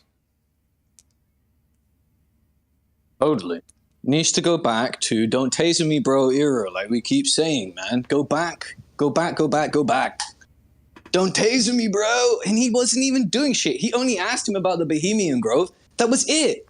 And it was fucking lights out. Why are we allowing all this fucking shit, you know? I'm not saying that they should be allowed to do the Bohemian Grove. I just mean we should be more strict on, like, you know, bullshit. This is total fucking bullshit. This is crazy. Come on, America. How are we allowing this? Grow some thicker skin, please. There used to be a time in this country when people used to be a little tougher, and everybody is just entirely too sensitive about everything at this point. You know what? You can have your feelings hurt. You can be disrespected because that's part of the country, and you will be. The world is not rainbows and unicorns as much as you would like for it to be. It is not rainbow and unicorns. It will chew you up and it will spit you out. It is a mean, hateful, violent place. And if you're not ready for that, then you really just don't need to be an adult. Right.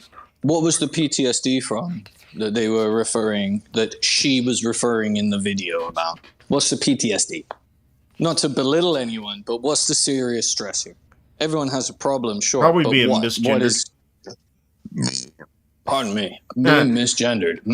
That sort of thing. Yeah, I mean, I'm sure you've end of seen the the day, you're videos of born- the one famous one that likes to set up the camera and go to restaurants, who dresses like a woman but looks like a dude and sounds like a dude, and then has to have a big scene after somebody calls it sir. Why need to have a scene? Just let it go. I mean, yeah, at the end Just of let it go. Because they're That's so because part- they're yeah, out there. just let it go. They're setting it up. They're setting it up because they want the attention. They want to make it go that way. They want to make a Well, scene out that of could it. be a symptom.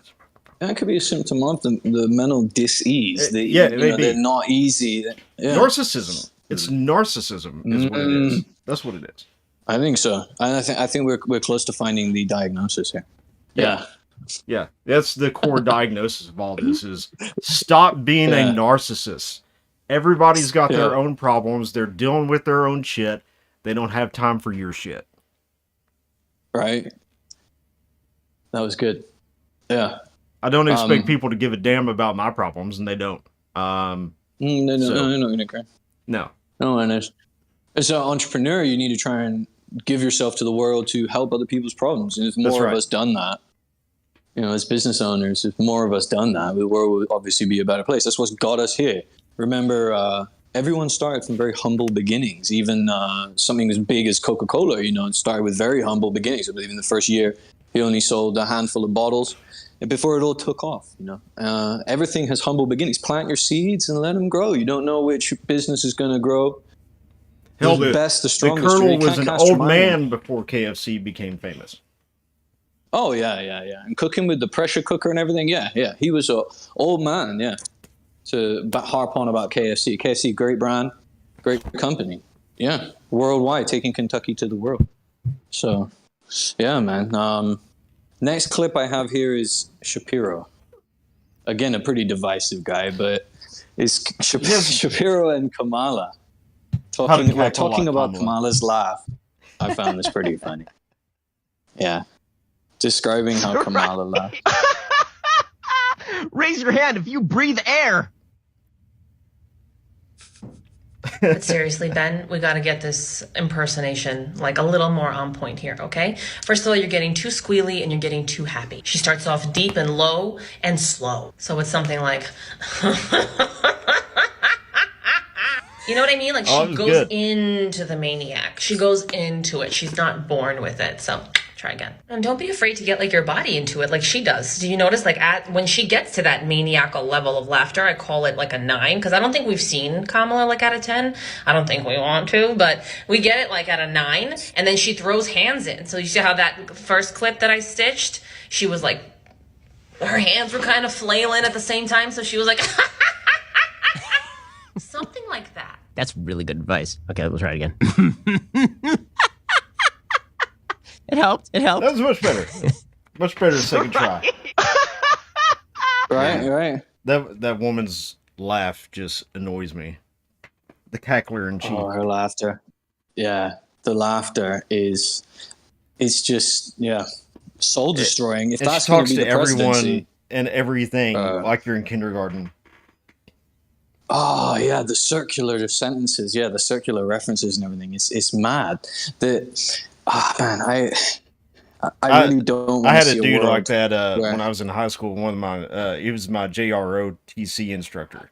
He was a retired sergeant major from the Army, and it used to drive me insane in that class because he would come in there and talk to us like we were 3 years old, and the same speech patterns and everything that you'd be trying to teach a kindergarten class with. He's talking to us like this. I'm just sitting there rolling my eyes like, come on, dude. And that's how I feel every time that Kamala is saying anything, that she thinks she's talking to a class full of kindergartners. And I'm not sure if it's just because that's the way she explains things, because she's not capable of more serious speech, or she just thinks that that's how stupid the average American is. And I want to lean toward that's how stupid she thinks that we all are. No, she thinks we're totally stupid. Yeah, for sure. For sure. And it's just that's probably the biggest reason why it drives me insane, is because she genuinely thinks that we're all idiots.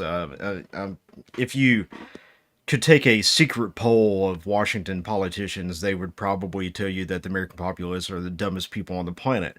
And I bet that a large portion of them genuinely feel that way. Yeah. Speaking of which, I wish I hadn't. If you remember Kevin Spacey, who is now verboten throughout the world after his revelations, but he was in a really good show on Netflix at one time called House of Cards. Right. And as long as he was in it, I thought this was a very realistic depiction of federal American politics, and that it had to be an insider that was giving them ideas for their scripts, because it was just that degenerate, that rotten, that corrupt, that it had to be the ideas for the show had to be from real things that were happening. So if you're interested, House of Cards is pretty good up to the point that they get rid of Kevin Spacey. And an interesting take on American politics, and probably a very accurate one. All right. It's disturbing, to be honest. I gotta say, I'm someone who can't really watch content. I can't really watch films and TV. I just get too bored too quickly. But yeah, I just don't sit like down shows like the whole that season. pull me in. So I recently watched Franklin on Apple TV Plus, which I thought was really good. It's about Benjamin Franklin, the time that he spent in France during the American Revolution to try to get the French on the side of the Americans. And I thought it was very well played and was a great show. It was like a mini series. Right. So if you haven't seen that, I do highly encourage you to see that, especially if you're a history buff like I am. I like the history shows. Apple TV does a great job with their historical TV shows like that. If that continues, because they've slashed the budget, because I guess the budget for Apple TV has ballooned to $20 billion. And it's now considered unsustainable. So they're having to do some serious cuts there. I hope that doesn't affect the really good shows that they've been making, though, because I don't know what it is that, like, the image quality of the videos and the shows that are on there are just better than the other streaming services. That's kind of getting off on a tangent there, but that's something I want to throw out there. Going off down the old streaming rabbit hole there. Rabbit hole. Okay. Rabbit hole of what's the better streaming platform, maybe. Yeah. It's something my wife watches quite a lot, and just like streaming shows, but Yeah, I don't know. I can't get into them, man. I find it hard to get into shows. So yeah, any suggestions for good shows, I'll give it a try. Yeah, But like I'm saying, I don't like, ask my wife for good shows to watch because most of the time when she's watching TV by herself, she's watching ridiculousness, which is Right. funny, but it gets pretty old pretty quick. Yeah, different interests, completely different interests. I Very think is different what it interests. is. It's good to own 2 TVs. I tell that to anyone who's struggling in their marriage, who's suffering in their marriage. Just set another living room up for your wife and let her have her interests in feminist, not feminist, in female girly interests. things. You know what I mean? But not, of course, in feminism. Yeah, or maybe No. always Please, learn about everything. Please But avoid feminism. feminism. Is, Feminism has Jesus been Christ. hijacked by a radical group of people that have set their minds to destroying women. I really think so. Yeah, that's a good way to define it. Yeah, because for me, like the content creators like Alex Zedra, any of these female gun creators, there's quite a few on there. Or the concealed carry women. You know, I think that's great. It stops rape and it makes women stronger in terms of like feeling confident. They say they quantify that as a reason for a boob job for many women. She just feels more confident. You know, maybe owning a firearm is also a way to feel more confident and not feel scared. Because as we've seen when we were looking at stats on the other stream, and I guess everyone knows who's listening, is that guns, they reduce crime, and in countries where guns are prohibited, like Sweden, we have way higher instances of rape, way higher instances of all kinds of violent crime. So yeah, man, I totally support the idea of people like Alex Zedra and these other female gun enthusiasts, because I think that is a market that is very much ignored in the broader view of things, is the female side of that. A lot of women don't even feel comfortable going into a local gun store. I've seen that firsthand working in local gun stores. Right. And it's a shame because my wife carries every day. I want every woman out there to carry because, again, it's the great equalizer. And when you're talking about a lot of crime is committed by men, for the most part, especially violent crime. And if it's toward a female, well, how's she going to equalize that? The physical power of a male, that's with her shield, and that is the gun. Absolutely. And I encourage everybody to carry all the time. Yeah. You never know when something might go sideways. And that could be, and I can tell you this, that firearm out there in your glove box of your car while you're inside the store, it's not doing you any good. Not doing you a bit of good. If it's someplace that has a no firearms allowed sign, you know what I do? I just don't shop there. Because I'm not going to be a target. I wouldn't expect anybody else want to be a target either. Yeah. And we've Especially seen if you live in a city. What happens with concealed carry with these amount of incidences, like with the DoorDash heists, the delivery driver scams, where that's a big thing. It's actually a stick up. It's having drivers that are carrying, even though it's against the policy of DoorDash, whatever, the app company, the delivery app company. They can fire me. Drivers, if something happens, they can fire me. They can ban me from the app or whatever. But you know what? I'll still be at the end of the day alive. Yeah. And that's a very important part there. Still be alive. That's the bottom line. Yeah. You're still going to be alive. Or pizza delivery guys or anything. We had 2 stories on that. They actually came the day after each other. We had the DoorDash driver that was set up to be robbed, and he defended himself with a firearm.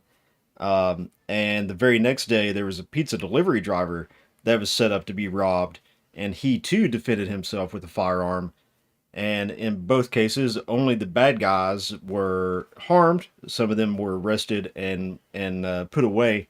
Now, that could have been a very different situation if they had not been armed. Yeah. Stabby McStabwood's Exactly. got some input on that for us. Welcome back to the show. Gail Trotter, he says, I think, says, and he says, when I was younger, my grandparents had plenty in the house, but I never paid them much mind. Had my PP, my PP, my BB pew, but didn't really care about them until my 20s. You know, I grew up in a household that from a very young age, I got into shooting. Probably about actually the same age my daughter is now, with her getting her first experience with a firearm today. I started shooting 22 automatic pistols about the age of 5, and it was probably about 8 or 9. I started shooting AR-15s, and I've been hooked ever since. Mhm. No, Stabby, I didn't delete your previous comment. I still see it in the chat there, but Gail Trotter, yep, I want to make sure that that's recognized. Gail Trotter, that you thought it was. I'll have to look that up myself, because I'm terrible with names. I can't even remember the names of most celebrities that everybody knows at this point. I have a CRS, and I'm sure that most of you know what that acronym stands for. Lucky I remember my own name when I wake up in the morning. Sometimes I forget Paul's name. It's all good, man. It's all good. Thanks for the input there, Stabby. And welcome back to the show, buddy. Glad to have you back on here and interacting with us. And sorry it took me so long to get to you last night. I wasn't looking at the chat at that time. I was actually looking at making sure that stream was going on. I saw that and said, oh man, we got somebody in here. And then Paul had to go, and just kind of things went derailed. But it is what it is. I fucked it all up again, guys. I'm sorry. Yeah, but I got some That's clips. usually me, man. It's usually me. I brought some clips to the party. I got a couple for you. I think the first one I want you to show is the one I just sent to you, Kai Cenat.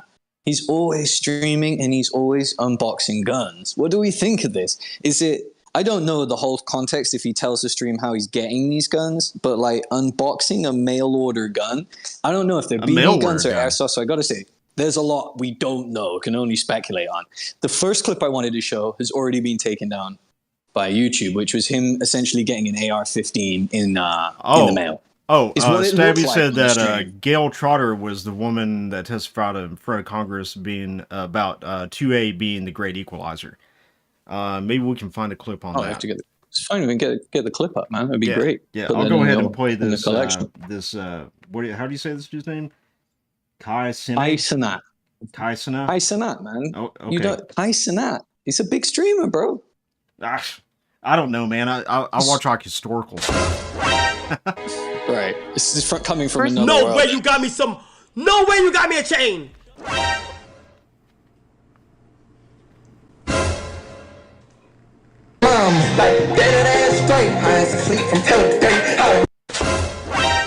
What is going on here? No way you got me Can you, like, No way you. I want some feedback from other people on this, because I see these videos quite often. They're taken down by YouTube a few days later. This one's been up for a couple of days. He did just go to a gun range, was one of his videos. And I don't understand really what's going on here. Yeah, I hope it's not mail order, because that's totally illegal. Maybe it is airsoft. Who knows? A lot of these airsoft I think it guns, must be they airsoft. look a lot like the real deal now. And it's hard to tell the difference. What's My this one problem we got is, here? How well, Kamala what do we Harris tell would change Kai's- 2024 race Yeah, if this she's is the big. Democratic nominee. So we got something What from... yeah. We'll recognize it, so maybe YouTube won't bring up the copyright thing after the show again. But we'll say, this is from CBS News. For whoever is reviewing this video, we are giving credit to CBS News for this clip from your own source there, so it's not ours. It's watermarked. It doesn't matter so much, does it? Yeah, and they're going to get to watch 5 seconds of an ad, so You're they not should be ready. happy. Oh, yeah, we got the ads in there. Come on, baby. We got the ads. I want to bring in Face the Nation moderator Margaret Brennan. And Margaret, if Kamala Harris secures the Democratic nomination, she would be the first woman of color to become a major party presidential nominee. How does this change the substance of this race, the discussion of the issues that are before the American people. Well, Democrats have argued that they have the policy position to win, even if they didn't have the energy and the unity. Well, now they can try to bring all together, and with Kamala Harris as vice president, put reproductive health care as the top issue that she has been the messenger on for Joe Biden, who is not comfortable messaging around that because of his personal beliefs about abortion. He's made that clear. She will put that at the fore and be able to talk about it in a compelling way against a candidate who celebrates having put justices on the court who overturned Roe versus Wade, even though Donald Trump's current position is that he sent it back to the states. She will bring that front and center. She can also help to perhaps get a second look for some Democrats in key states like Michigan, where there had been concern in particular about the president's perceived lack of empathy in terms of the loss of Palestinian life. We've seen in our CBS polling that this extends beyond Arab and Muslim voters. It was very resonant with black voters in particular. And she has been able to have a softer message, a more humanitarian message on that front. That would also be front and center. By the way, she's also 59 years old. So in that conversation about generational change, she can say she is that. There are a lot of negatives that you will hear some of her critics outlay in the next few days, including some people who may want to challenge her in the coming days. But that's the case that Democrats hope will be a winning one, that she can lean into those more progressive platform issues for the party. More Kamala stuff. They're just, I don't know why they want to promote her so much, because she just doesn't know. She's not going to be able to win this election fairly. We all know that. Let's see if we can find this Gail Trotter clip. And yeah, Stabby, you're right. News stations are very litigious when it comes to content ID. And usually disputing it does work. And sometimes it just goes away on its own, that we've seen with the live broadcast. So let's see. We're not bringing up the, let's see, Second Amendment. Let's add a few things into our search and see if we can bring up a good video. Oh, this may be it right here. Advocating your right to choose self-protection. My name is Danielle and this summer I'm interning with Claire Booth Luce Policy Institute. It's my distinct pleasure to introduce our next Ms. Gail Trotter. Gail's a political analyst and columnist. Well, we can't even hear this, so we're going to try and find something else.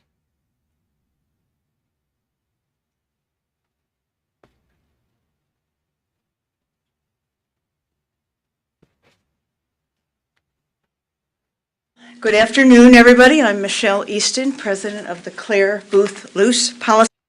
Let's see, Gail Trotter. Okay, thanks. Let's try Congress testimony.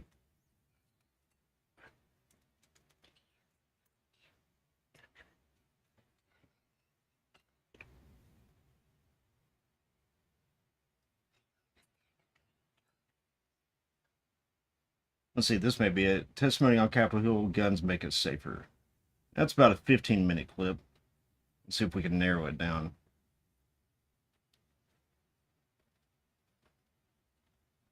Our next witness is Gail Trotter. She's the co-founder of Schaefer and Trotter PLC. It's a law firm here in Washington. She's also a senior fellow at the Independent Women's Forum. Attorney Trotter, good to have you here. Go ahead, please.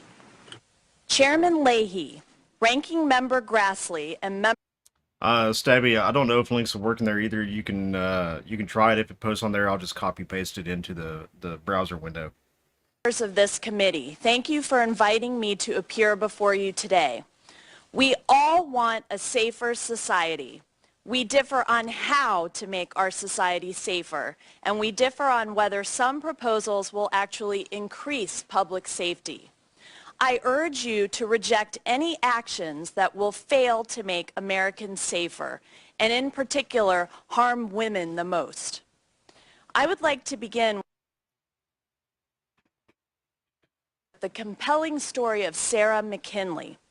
Home alone with her baby, she called 911 when two violent intruders began to break down her front door. These men were forcing their way into her home to steal the prescription medication of her recently deceased husband. Before police could arrive, while Ms. McKinley was still on the phone with 911, these violent intruders broke down her door. One of the men had a foot-long hunting knife. As the intruders forced their way into her home, Ms. McKinley fired her weapon, fatally wounding one of the violent attackers. The other fled. Later, Ms. McKinley explained, "It was either going to be him or my son, and it wasn't going to be my son." Guns make women safer. Over 90% of violent crimes occur without a firearm, which makes guns the great equalizer for women.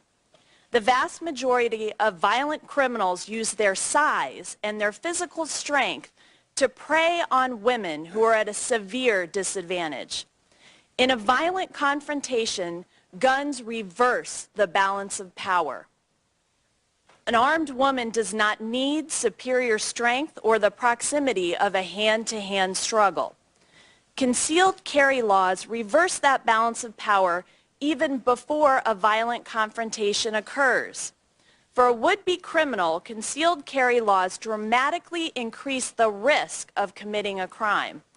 This indirectly benefits even those who do not carry. Research shows that in jurisdictions with concealed carry laws, women are less likely to be raped or murdered than they are in states with more restrictions on gun ownership. Armed security works. Brave men and women stand guard over Capitol. Yeah, armed security works. Absolutely. That's why everything in this country that the government holds dear is protected with firearms. And that goes back to one point that the one and only thing that people in this country don't protect with firearms is their children. We continue to leave our children undefended in schools. We think that 4-foot-tall chain link fences and a couple of shoddily locked doors are going to do the trick. But it doesn't. It's proven itself time and time again. You'll protect your banks, you'll protect your hospitals, you'll protect your federal buildings, you'll protect everything else with guns. But you won't protect your children. And she's absolutely right that concealed carry laws make it much harder for people who are looking to bring their personal protection into their own responsibility, much more difficult to do.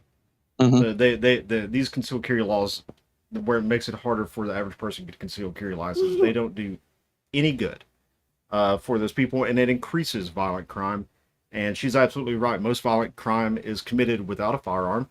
If you look at statistics, most violent crime is committed with blunt objects and knives and stuff like that, not firearms. Exactly. And leaving our women undefended is completely insane, but not as insane as leaving our children in schools undefended. Right. So that's my 2 cents on that. I've been a big advocate for putting armed personnel in schools for a long time. I will continue to stay that way. And hopefully one day every school in America will be protected by armed good men willing to do violence to defend innocence. Sorry, my kiddo's in here. She just banged her finger, so she does not have a very high pain tolerance. But with that, she's about to have a little bit of an episode here, and I do need to get her back into the bed.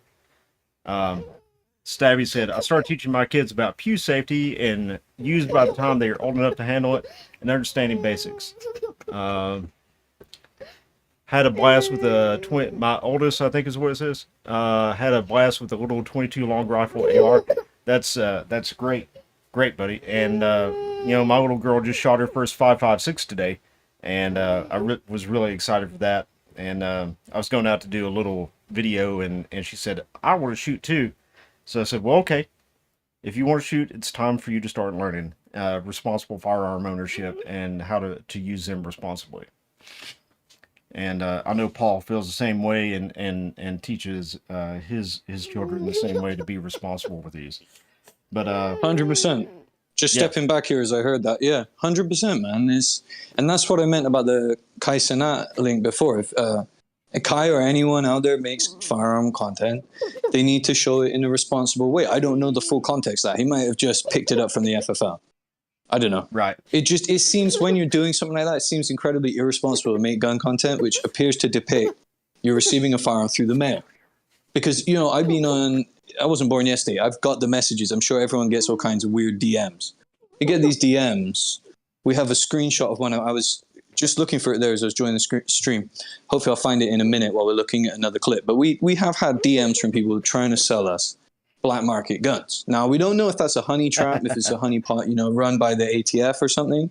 You'd be incredibly stupid to follow getting a firearm through one of these ways, but it's out there. They seem to combine it with drugs, often weed, sort of quasi-legal, you know, as some states have legal marijuana, legal cannabis. You know, it's in there with it, this connection of crime and firearms, illegal firearms. Whether or not that is legitimate or why they DM us, they seem to DM every account all the time trying to sell various shotguns, handguns. I feel like it's ATF, man, often, to be honest. I feel like it's a sting operation. I think it's a sting operation, yeah. I hope it's a sting operation and they're cleaning the streets up and that's how our tax dollars are being spent. I have a feeling, though, that it's real. That there are also real vendors in there that are DMing people. And it's fucking crazy, you know, if that's how people are doing things. I'm sure they are. We can't be so naive, man. I mean, not everyone is thinking about using an FFL, and it's fucking stupid because it's. But life in prison, the imprisonment doesn't seem to put them off because their life is maybe not so valuable. And let's not forget that ATF has something like a 99% conviction record when they take someone to court. Speaking of ATF, though. They did just get hammered a big loss when it comes to forced reset triggers. Yeah. That's all back to as it was, right? I mean, it's all been dropped now, isn't it? Just like the pistol brace we were looking at when we were looking at that earlier on the last stream, the pistol brace. The bump stocks. Yeah, the bump stock. Sorry, not the pistol brace. The bump stocks. There's been so many things. But the pistol brace has been rolled back as well, right? They're not doing that. They're not doing bump stocks. And now they can't enforce any laws on forced reset triggers because the court did find that they do not meet the definition of a machine gun. And if you don't know what the definition of a machine gun is, a machine gun is a weapon that fires multiple rounds with a single manipulation of the trigger. A forced reset trigger is not that. It is indeed resetting the trigger and requires a manual input from the shooter in order to fire the next round. So it does not meet the definition of a machine gun as much as Dettelbeck would love for it to. All right. Stabby says he got his boy a CMMG conversion bolt for it. He can buy his own 5.56 223 and swap the bolts back when he's no little hearts in the way when he's ready. I think is what it says. And yeah, I get that. Yeah. It's step them up. I really don't have anything rimfire personally because I never got into rimfire, so we had to go straight up with 5.56. Did you run the video of the new angle from the shooting I sent over? No. Let's check that out. Luke Radowski from We Are Change. He's been putting stuff out for seems forever. Yeah, I've been watching We Are Change.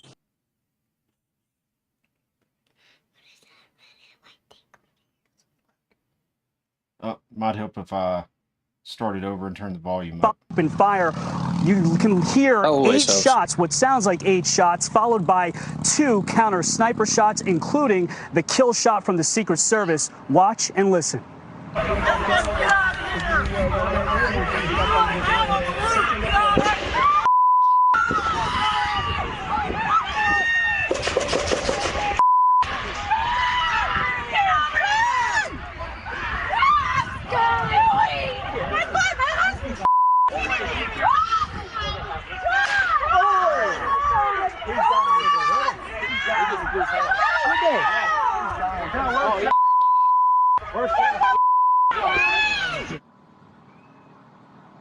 At one point, Thomas Crooks points his rifle at the eyewitness and those rally goers. This is what he told us about security on that day. Definitely wasn't secure. I'm actually ex-military. One of the first things I noticed when we walked up, I'm like, none of us have been vetted. We're all along the fence. We all have view of the stage. We can see Trump. John Grassley, Senator Grassley just released video as well of body camera footage, which confirms that a local sniper took a photo of Thomas Crooks before the shooting. Thank you so much, Brian. We'll see you tomorrow night for Biden's. And yeah, that's right, Stabby. By the FRT deal going on today, I think that super safeties are back on the menu. I don't think they were ever off the menu because of the advent of 3D printers. But they were absolutely back on the menu. And I wonder if anything else, I've never been able to find, we covered this story way back when it first happened and never have been able to find out much more about it. There was a company that was manufacturing super safeties. ATF apparently came in and shut them down. And it's been the Twin all Bros? dark about it. Twin Bros LLC, that's it. Yeah. That's it. And just that thing like disappeared. And have not been able to learn anything more about it. But yeah, I would assume that super safeties are back on the menu, just as force reset triggers are. Big win for FRT in that case. And at the same time, YouTube bring in the new rules and standards. But we did have an update on that for gun tubers, and should put people's mind to rest about Print Shoot Repeat's channel, is that only if it links to the sale of the firearm are they going to ban it. So that's why those backdated videos from Hitchcock were being taken down. So that the channel's going to be removed. I think 3D printed firearms are still verboten, so that may be hard for Print Shoot Repeat. I don't know. We'll just have to see how that plays out. He's still uploading. I mean, he's got some great content, man. He's like, it's a great channel. It's one of the best. You know, he may not be your favorite. He may be. I don't know. But you know what? That's why we have so many different people we can watch videos from.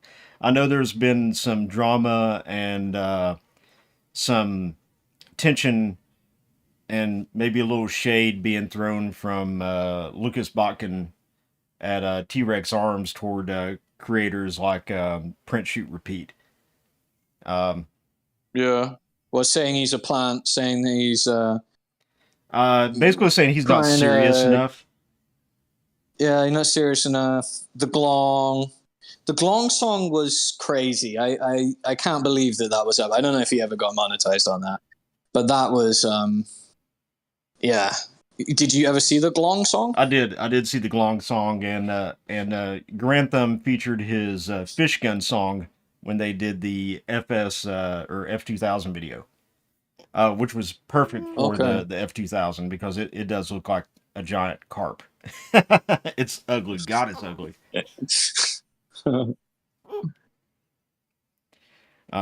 But you know these like. Come on, guys. There's plenty of room out there for people to have fun, entertaining videos, and there's plenty of room out there for people to have serious videos. If you want to make serious videos about guns, make serious videos about guns. If you want to make fun videos about guns, make fun videos about guns. That's it. Just do it in a way that's responsible and safe. I mean, if you're, maybe that's the argument against PSR is that, okay, he has his own range. He's really into guns. So it's safe for him to do it because I'm not sure if he worked in an armed forces or armed role, like if he's a professional or not, but he certainly knows a hell of a lot about 3D printing guns, right? So if you know a lot about it, that's one thing. It's just, what I mean is if you have a highly impressionable younger audience, especially, where they may think that ordering a firearm through the mail is normal, like shipping a gun and not like having like any acquisition disposition on it, not having any serial on it, no 4473. Obviously you can be given a firearm, be grandfathered in, right? But in terms of like receiving a new firearm, right? They need to know how that goes about, how that system works, because there is always this criminality layer, and it's right there, man. It's in the DMs, for fuck's sake. If you've got an older son, it might be foolish enough to think that's how you buy a Glock. Because they know all the names when they DM you, right? It's a whole list of firearms, and it's all stuff that's coming out of what are these games? The video games, Call of Duty, Call of Duty. Sorry, Call of Duty, Battlefield. Stabby says Hoffman is like a prodigy for Pew Design. He did the Super Safety and a completely printed AR. Hoffman actually has done 2 or 3 FRT designs now. Hoffman is like 20 or something too. Literally watching the kid grow up while designing cooler things than I ever could. Yeah, that's how I feel about the younger generation too. They are just so linked with technology, and it comes so natural to them that they are going to be the ones that really revolutionize the firearm space and bring the next revolution of firearms in, because I just don't have the imagination or the capability that they do. I mean, my daughter's a great example of that. She can work a touchscreen device like it's going out of style, and she's just 5, and she shows me things on there every day. And hope she really gets into firearms. I don't know if we're going to do that or not. She's definitely a princess. Yeah. But did you have some more for us, buddy, or are we about cranked out here? Oh, I got cranked out. I got one last one. Oh, Kamala Harris Kamala. on. Oh yeah. We got to finish we got to wrap things up with the Kamala section again. Kamala Harris on gun control. It's gonna be good because she has no idea. College students had to have a. How many of you guys, as college students, had to have a drill during high school or middle school or elementary school, where you, or even in college, where you learned about how you need to hide in a closet or crouch in a corner in the event that there is a mass shooter roaming the hallways of your school? Look at that. Look at that. And here's the thing.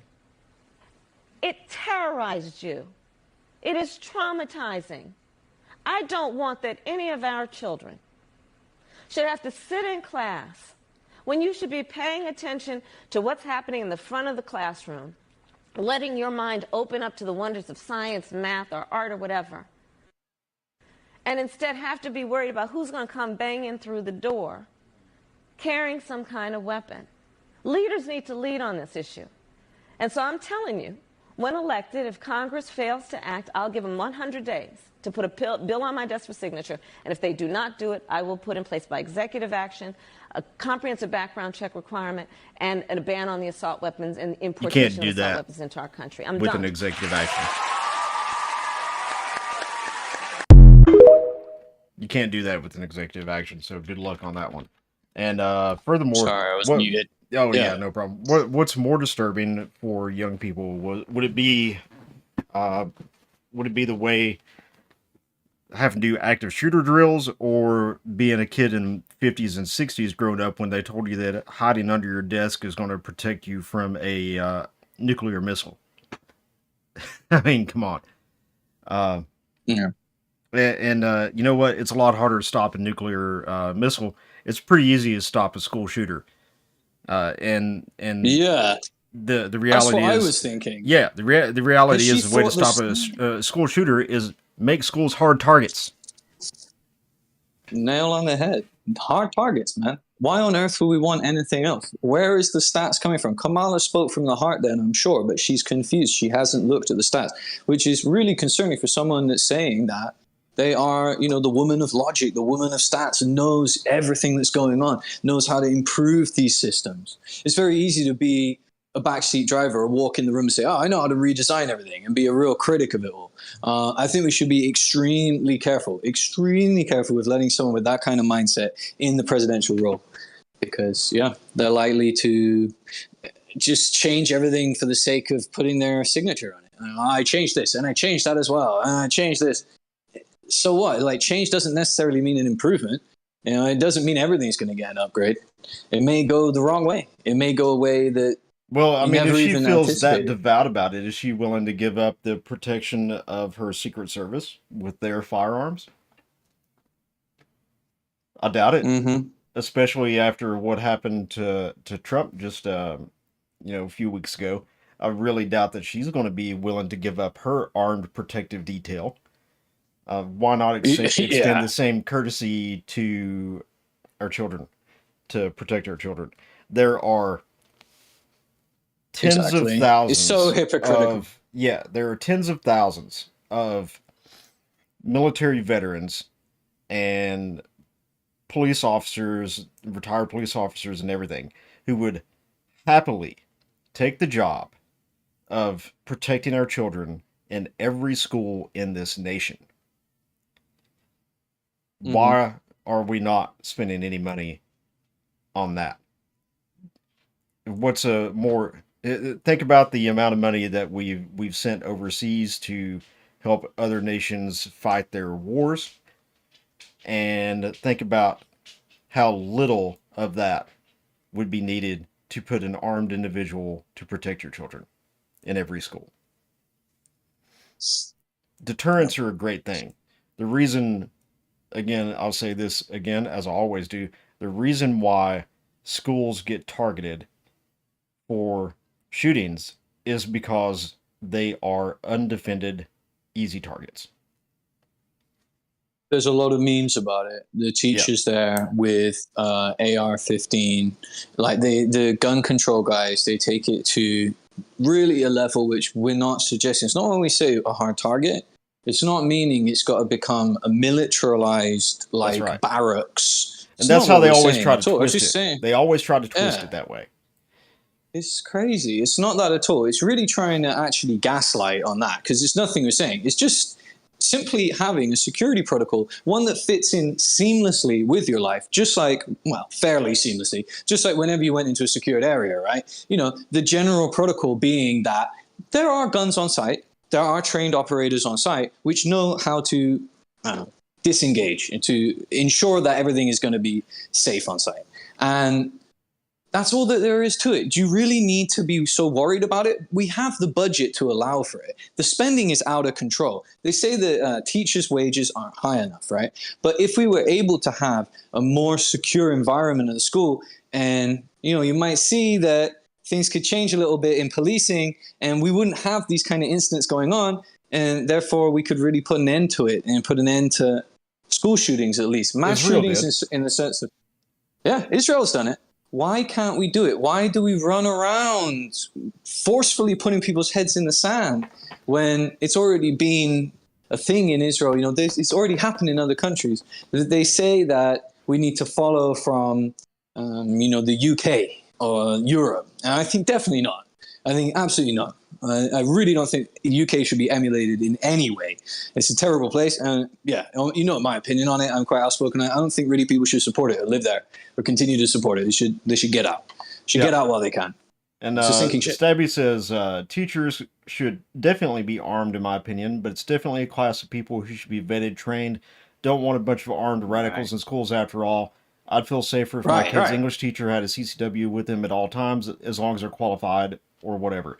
And that's the point that we're trying to make here. Like, we 100% agree with you that if someone is going to be armed around our children in schools, they 100% need to be vetted. If they want to take on that responsibility of being an armed individual in a school, then they need to pass several layers of investigation and psychological examinations to make sure that they're not a crazy, and then everything will be fine. Will you still have some minor incidents?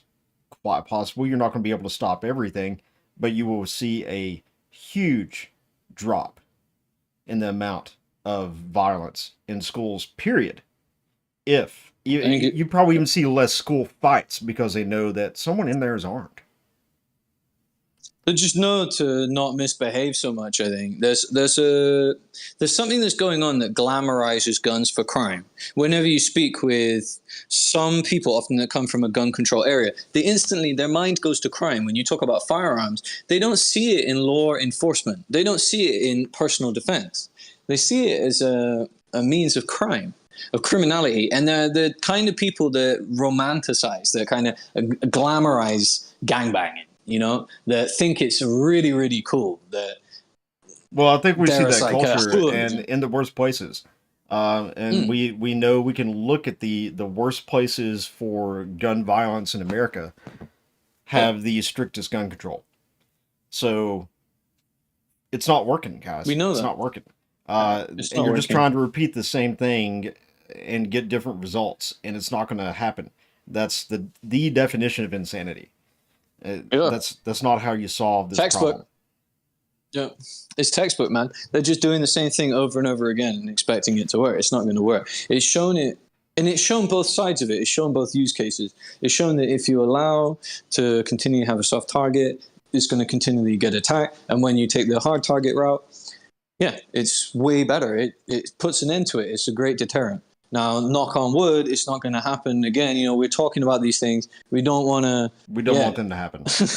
Don't want them to happen, man. Don't want it. That's the thing that many people don't get about firearm ownership is they think they have the gun nut. You know what I mean? They think there's people that want to like shoot up stuff, and it's really not. That's like a very strange splinter fraction, I think, that gets into guns purely for that reason.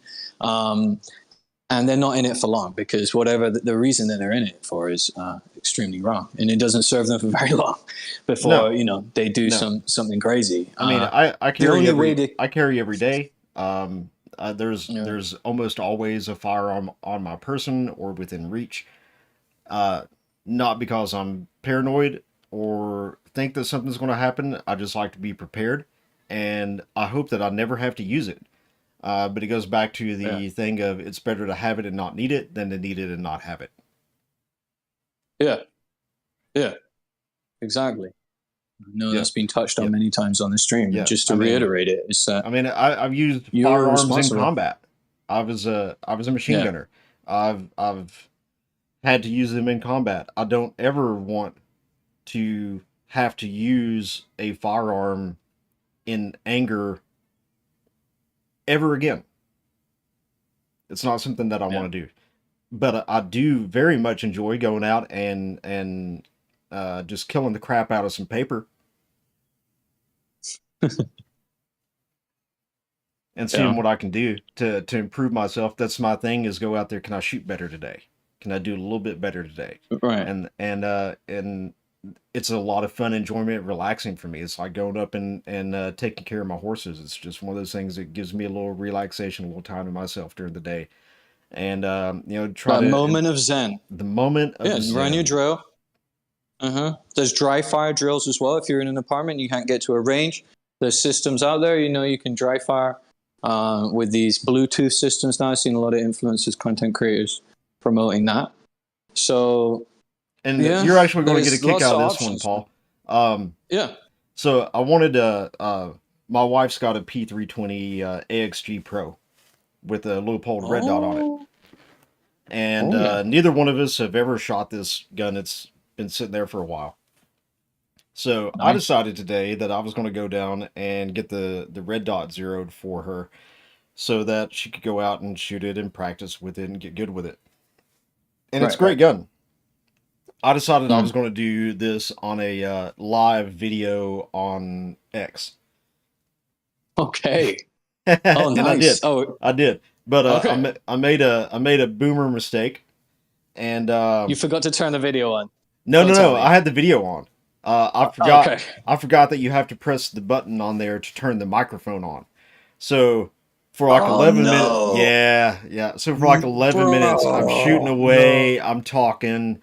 And then it was over. I was like, let's go back and watch a replay. I said, I can't hear anything. And then I realized what I had done. Oh, man. Well, there's the first time to everything, you got to be lesson learned. Trying to make that omelet. Lesson learned. But I was super excited to know that unlike some platforms, that X will let us do those live gun range experiences.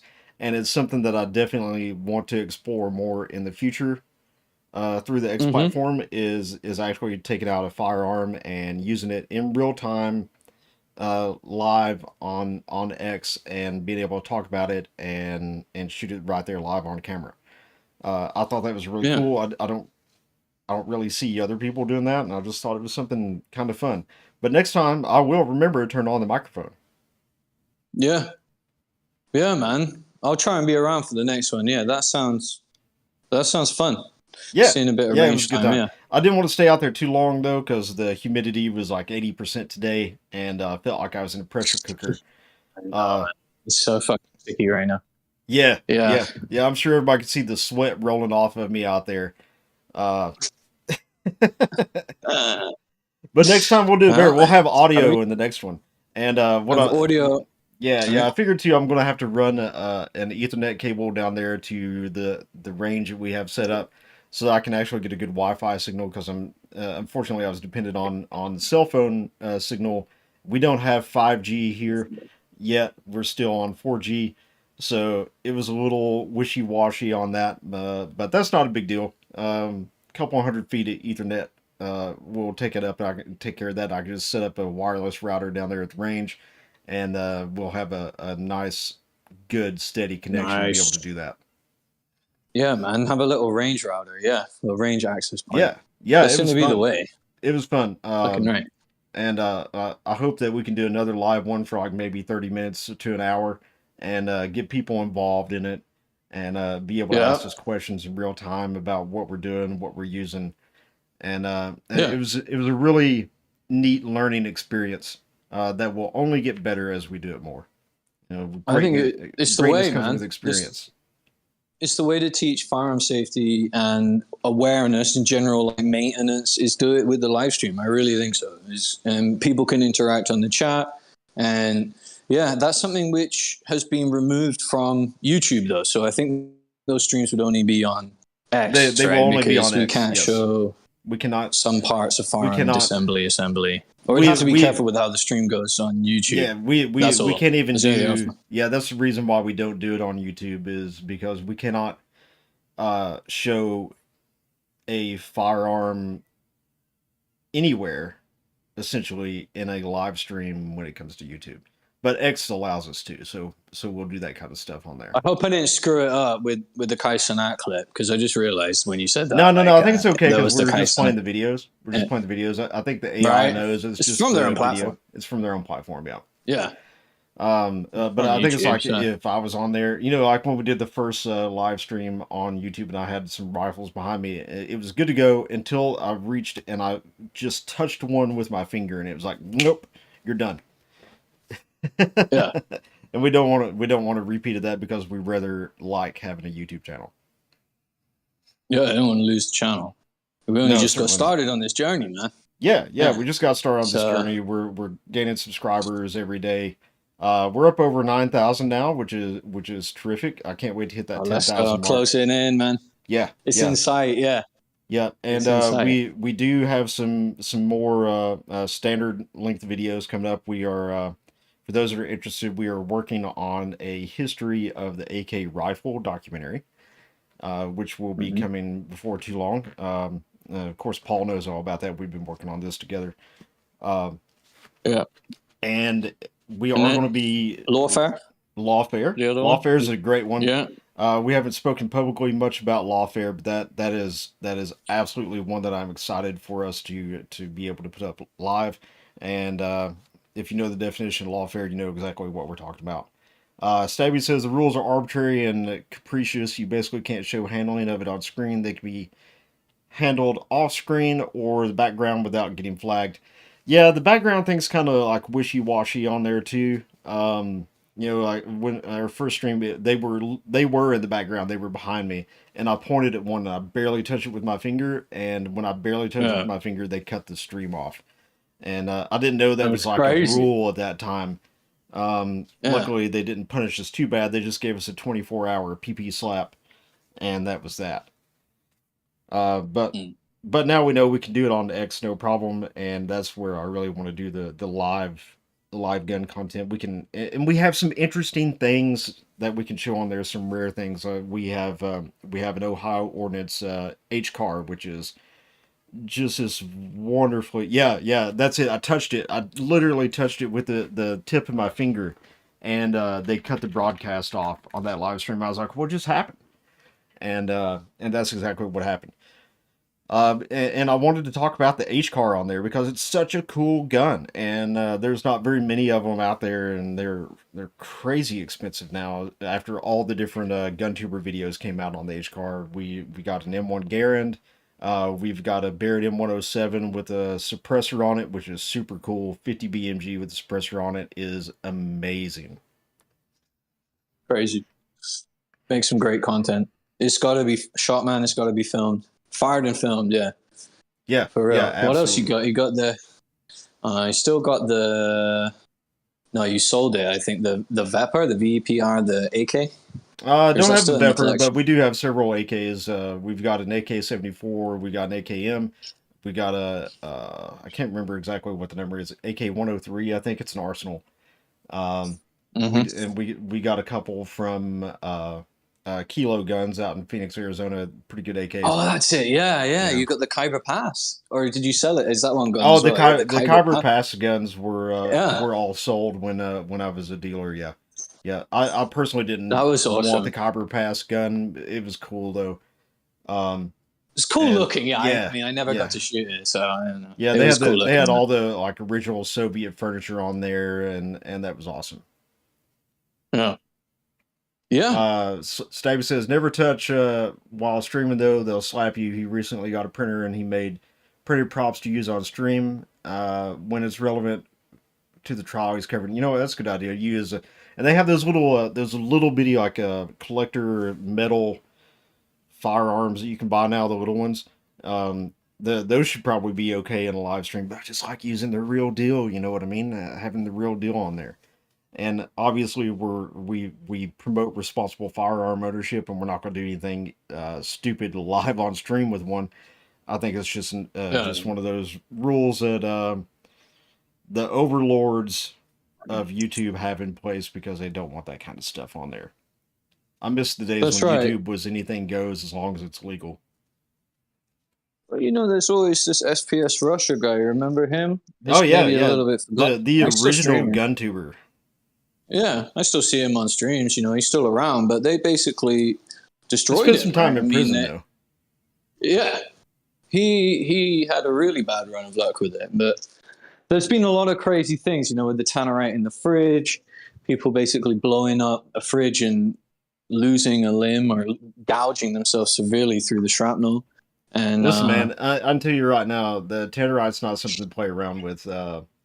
Because I almost messed myself up with some tannerite once. We decided that we were going to put 4 pounds of tannerite in a old dishwasher about 100 meters away.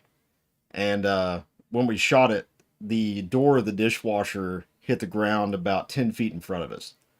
And I was like, yeah, we probably shouldn't do that again, guys. Yeah. So I know we did have that idea to blow up the car with the tannerite, but Yeah, I mean, people were making crazy videos. I saw a video not too long ago. Somebody set off like 1,200 pounds of the stuff. They were very far away. The shed explosions. I love those videos. We should do a stream of tannerite explosion. We should do a segment sometime with the, demolishing a shed. Because some farmers just take it to a whole other level when it comes to obliterating, vaporizing. I don't need this barn anymore. I'm going to put hundreds of pounds of tannerite in it and take care of it real quick. Yeah. Oh boy. I mean, some of those before and afters, it really did just vaporize the fucking lumber, everything. That's a way to bring down a building. Yeah. So, there was actually a local guy here. He ended up putting, he's very wealthy. He ended up putting like 1,000 pounds in one of his barns and blew it up. And it set off the seismic sensors at one of the local colleges, and he ended up getting a visit from some 3-letter agencies about that. And was told not to do that again. Yeah, we're not encouraging anyone to do this. Just purely to look at videos of trained professionals that have done it. And just trained farmers, trained professionals that have done it, and they've put it up. And and you'll just see that shit on YouTube, and they'll probably not allow the channel to monetize, but they'll still run ads on it anyway. Who does that money go to? We don't know. It just goes into big fucking... It goes to YouTube. We don't know, but it won't go to the channel creator because they won't let them monetize it. Stabby said, the only thing I'm willing to shove tannerite in is a garden vegetable. We had a real bad last Thanksgiving. You know what? It was a couple years ago. I decided I was going to do a little garden, and I planted some cucumbers out there. And, things kind of got out of control, and I didn't get to tend to it like I wanted to. So I went down there, and I thought, well, now's a good time to dig up these cucumbers. And they were no longer cucumbers. Well, they were, but they were the biggest cucumbers I've ever seen in my life, and you could probably fit about 1 pound of tannerite in each one of them.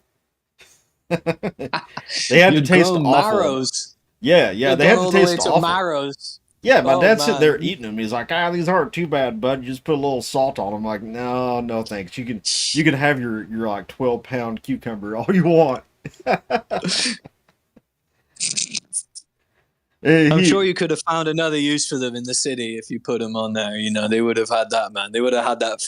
They would have been walking by and have seen that, and Eyes would have lit up. Love at first sight. Had to put a Eyes would have Magnum lit up, XL on those. Yeah. Oh my God! Look at the size of these cucumbers. There's not enough KY for one of those. That's probably how they're sold in San Francisco, you know. That's probably how it works. You probably got a trendy boutique that sells funky food or something, you know. Yeah. Amazon only, right? You go in there. Oh, yeah, cashless, right? Because who the fuck would want to shake hands with someone that's that into Right. What do you call this stuff? Vegetable philia. What is it? The vegetable... I don't know. It's have probably no got a idea. name. I'm sure there's a name for it. I mean, there's a name Yeah. for like 120 different genders. Yeah, I can name male, female, and yeah, everything else. Yeah, everything else. Male, right, female, yeah, so that's- and maybe mental disorders. Yeah, I don't really understand all of that. If someone can explain it to me, I probably still wouldn't understand it. I wouldn't understand. Yeah, it. yeah. Call me old fashioned. Yeah, call me old fashioned. So, yeah, I haven't really got anything else loaded, man. I don't know if that's where good. you wanted to go with it. No, that's good. Yeah. We've been You wanna rocking call it on there? now for yeah. We'll go ahead and call it a night. I need to get my kiddo to actually go to bed. She's demanding a snack. But we've been going on about 2 hours anyway. I think we've done a pretty good job for our hip pocket show here. And if you're new to watching the show, just know we kind of don't plan anything out. We just kind of roll with the punches and find what we see is interesting on the world of the interwebs. And we just kind of go from there. And that's how we do the show. And I think it turns out pretty good. I have fun doing it. That's fun, yeah. I'm sure we can improve it in some ways. I'm look sure forward we to will. hearing people's I'm feedback. sure we will, I know but- I got to get a better mic. But yeah, and we'll get the stream going better. But it's all a work in progress, man. Rome wasn't built in a day. You know, it's all work That's right. in progress. But we Yeah. certainly appreciate the people that are listening to us now. And, you know, this is 2 days in a row that Stabby's been here with us and interacted with us on the chat. And just want to tell you, Stabby, again, thank you for being so interactive with us on the show and being a part of the show. We certainly appreciate your support. And everybody else that's watching the show, we certainly appreciate your support as well. And we hope that you will share and like this and tell your friends about it. Because this is what we want to do. We want to spread the good message about being good patriotic Americans, being responsible gun owners, and just trying to be good people. Really, just trying to be good people. That's what it's about. Be a decent person. It's really not as hard as it seems to just be a decent person. Just think about things. That's all it is. Be rational. Use your mind. Steve said, I used to do weekly podcasts, need to have some activity in the chat. Well, you know what? Do it again, man. Do it again. People love all kinds of content out there. And we're glad that you're here and supporting us on the channel and being in the chat with us. I hope some more people join you too and jump in the chat. And as always, if you guys have any questions when it comes to the Second Amendment, the firearms space, or the outdoors world in general, you can always ask us a question on X, or you can, for the more shy guys out there, you can send us an email to support@guncoyote.com. It's spelled out on the screen there for you. And if you have a question, we'll be more than happy to answer that. If you're trying to find something and you're having a hard time, we'll try to help you find it. And we may be able to, we may not, but we'll try. All right. You're looking for a special deal or looking for advice on your gun or whatever, just email and you get an answer, you know. Yeah. Do the best we can to help you out. Yeah, absolutely. Provide support. We're all about helping each other, and that's what we're all in this together at the end of the day. Yeah. And we all have to help each other out. Yeah. Staven said, I'll start That's sharing it. it around when you guys go live. That'd be great, buddy. Absolutely. Start sharing it around. We really appreciate Awesome. that. And we that's look awesome. forward to bringing you a lot of new content, doing some gun reviews and stuff like that. You know, we're just a small team out here trying to make things happen and just make stuff that's valuable to you in some way. And I hope that we're providing that.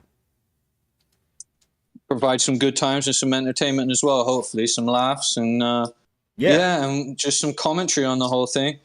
Hopefully things grow and we can start to do giveaways. Who knows where it can go? Speaking of giveaways, we got the base of something. I'm sure we'll get there. Yeah. Speaking of giveaways, we do have an upcoming giveaway.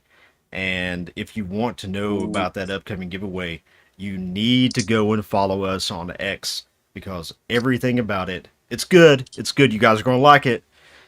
Make sure you go and follow us on X, and very soon you will get the details of what that's going to be. And for anybody that likes pew pew things, you will be certainly excited about what's coming up. Yeah, it's going to be awesome. Well, thanks everyone for listening, and it's been a pleasure. Yeah, I'll be absolutely. Dropping off now. Yeah, everybody have a great night, and we'll see you next time for the next show. And in this crazy clown world that we live in, who knows what we're going to have, but I'm sure to be good. And thank you guys for watching. Have a great night. And I am Ryan with Gun Coyote as always, and Mr. Pew Pew Paul. We'll see you next time.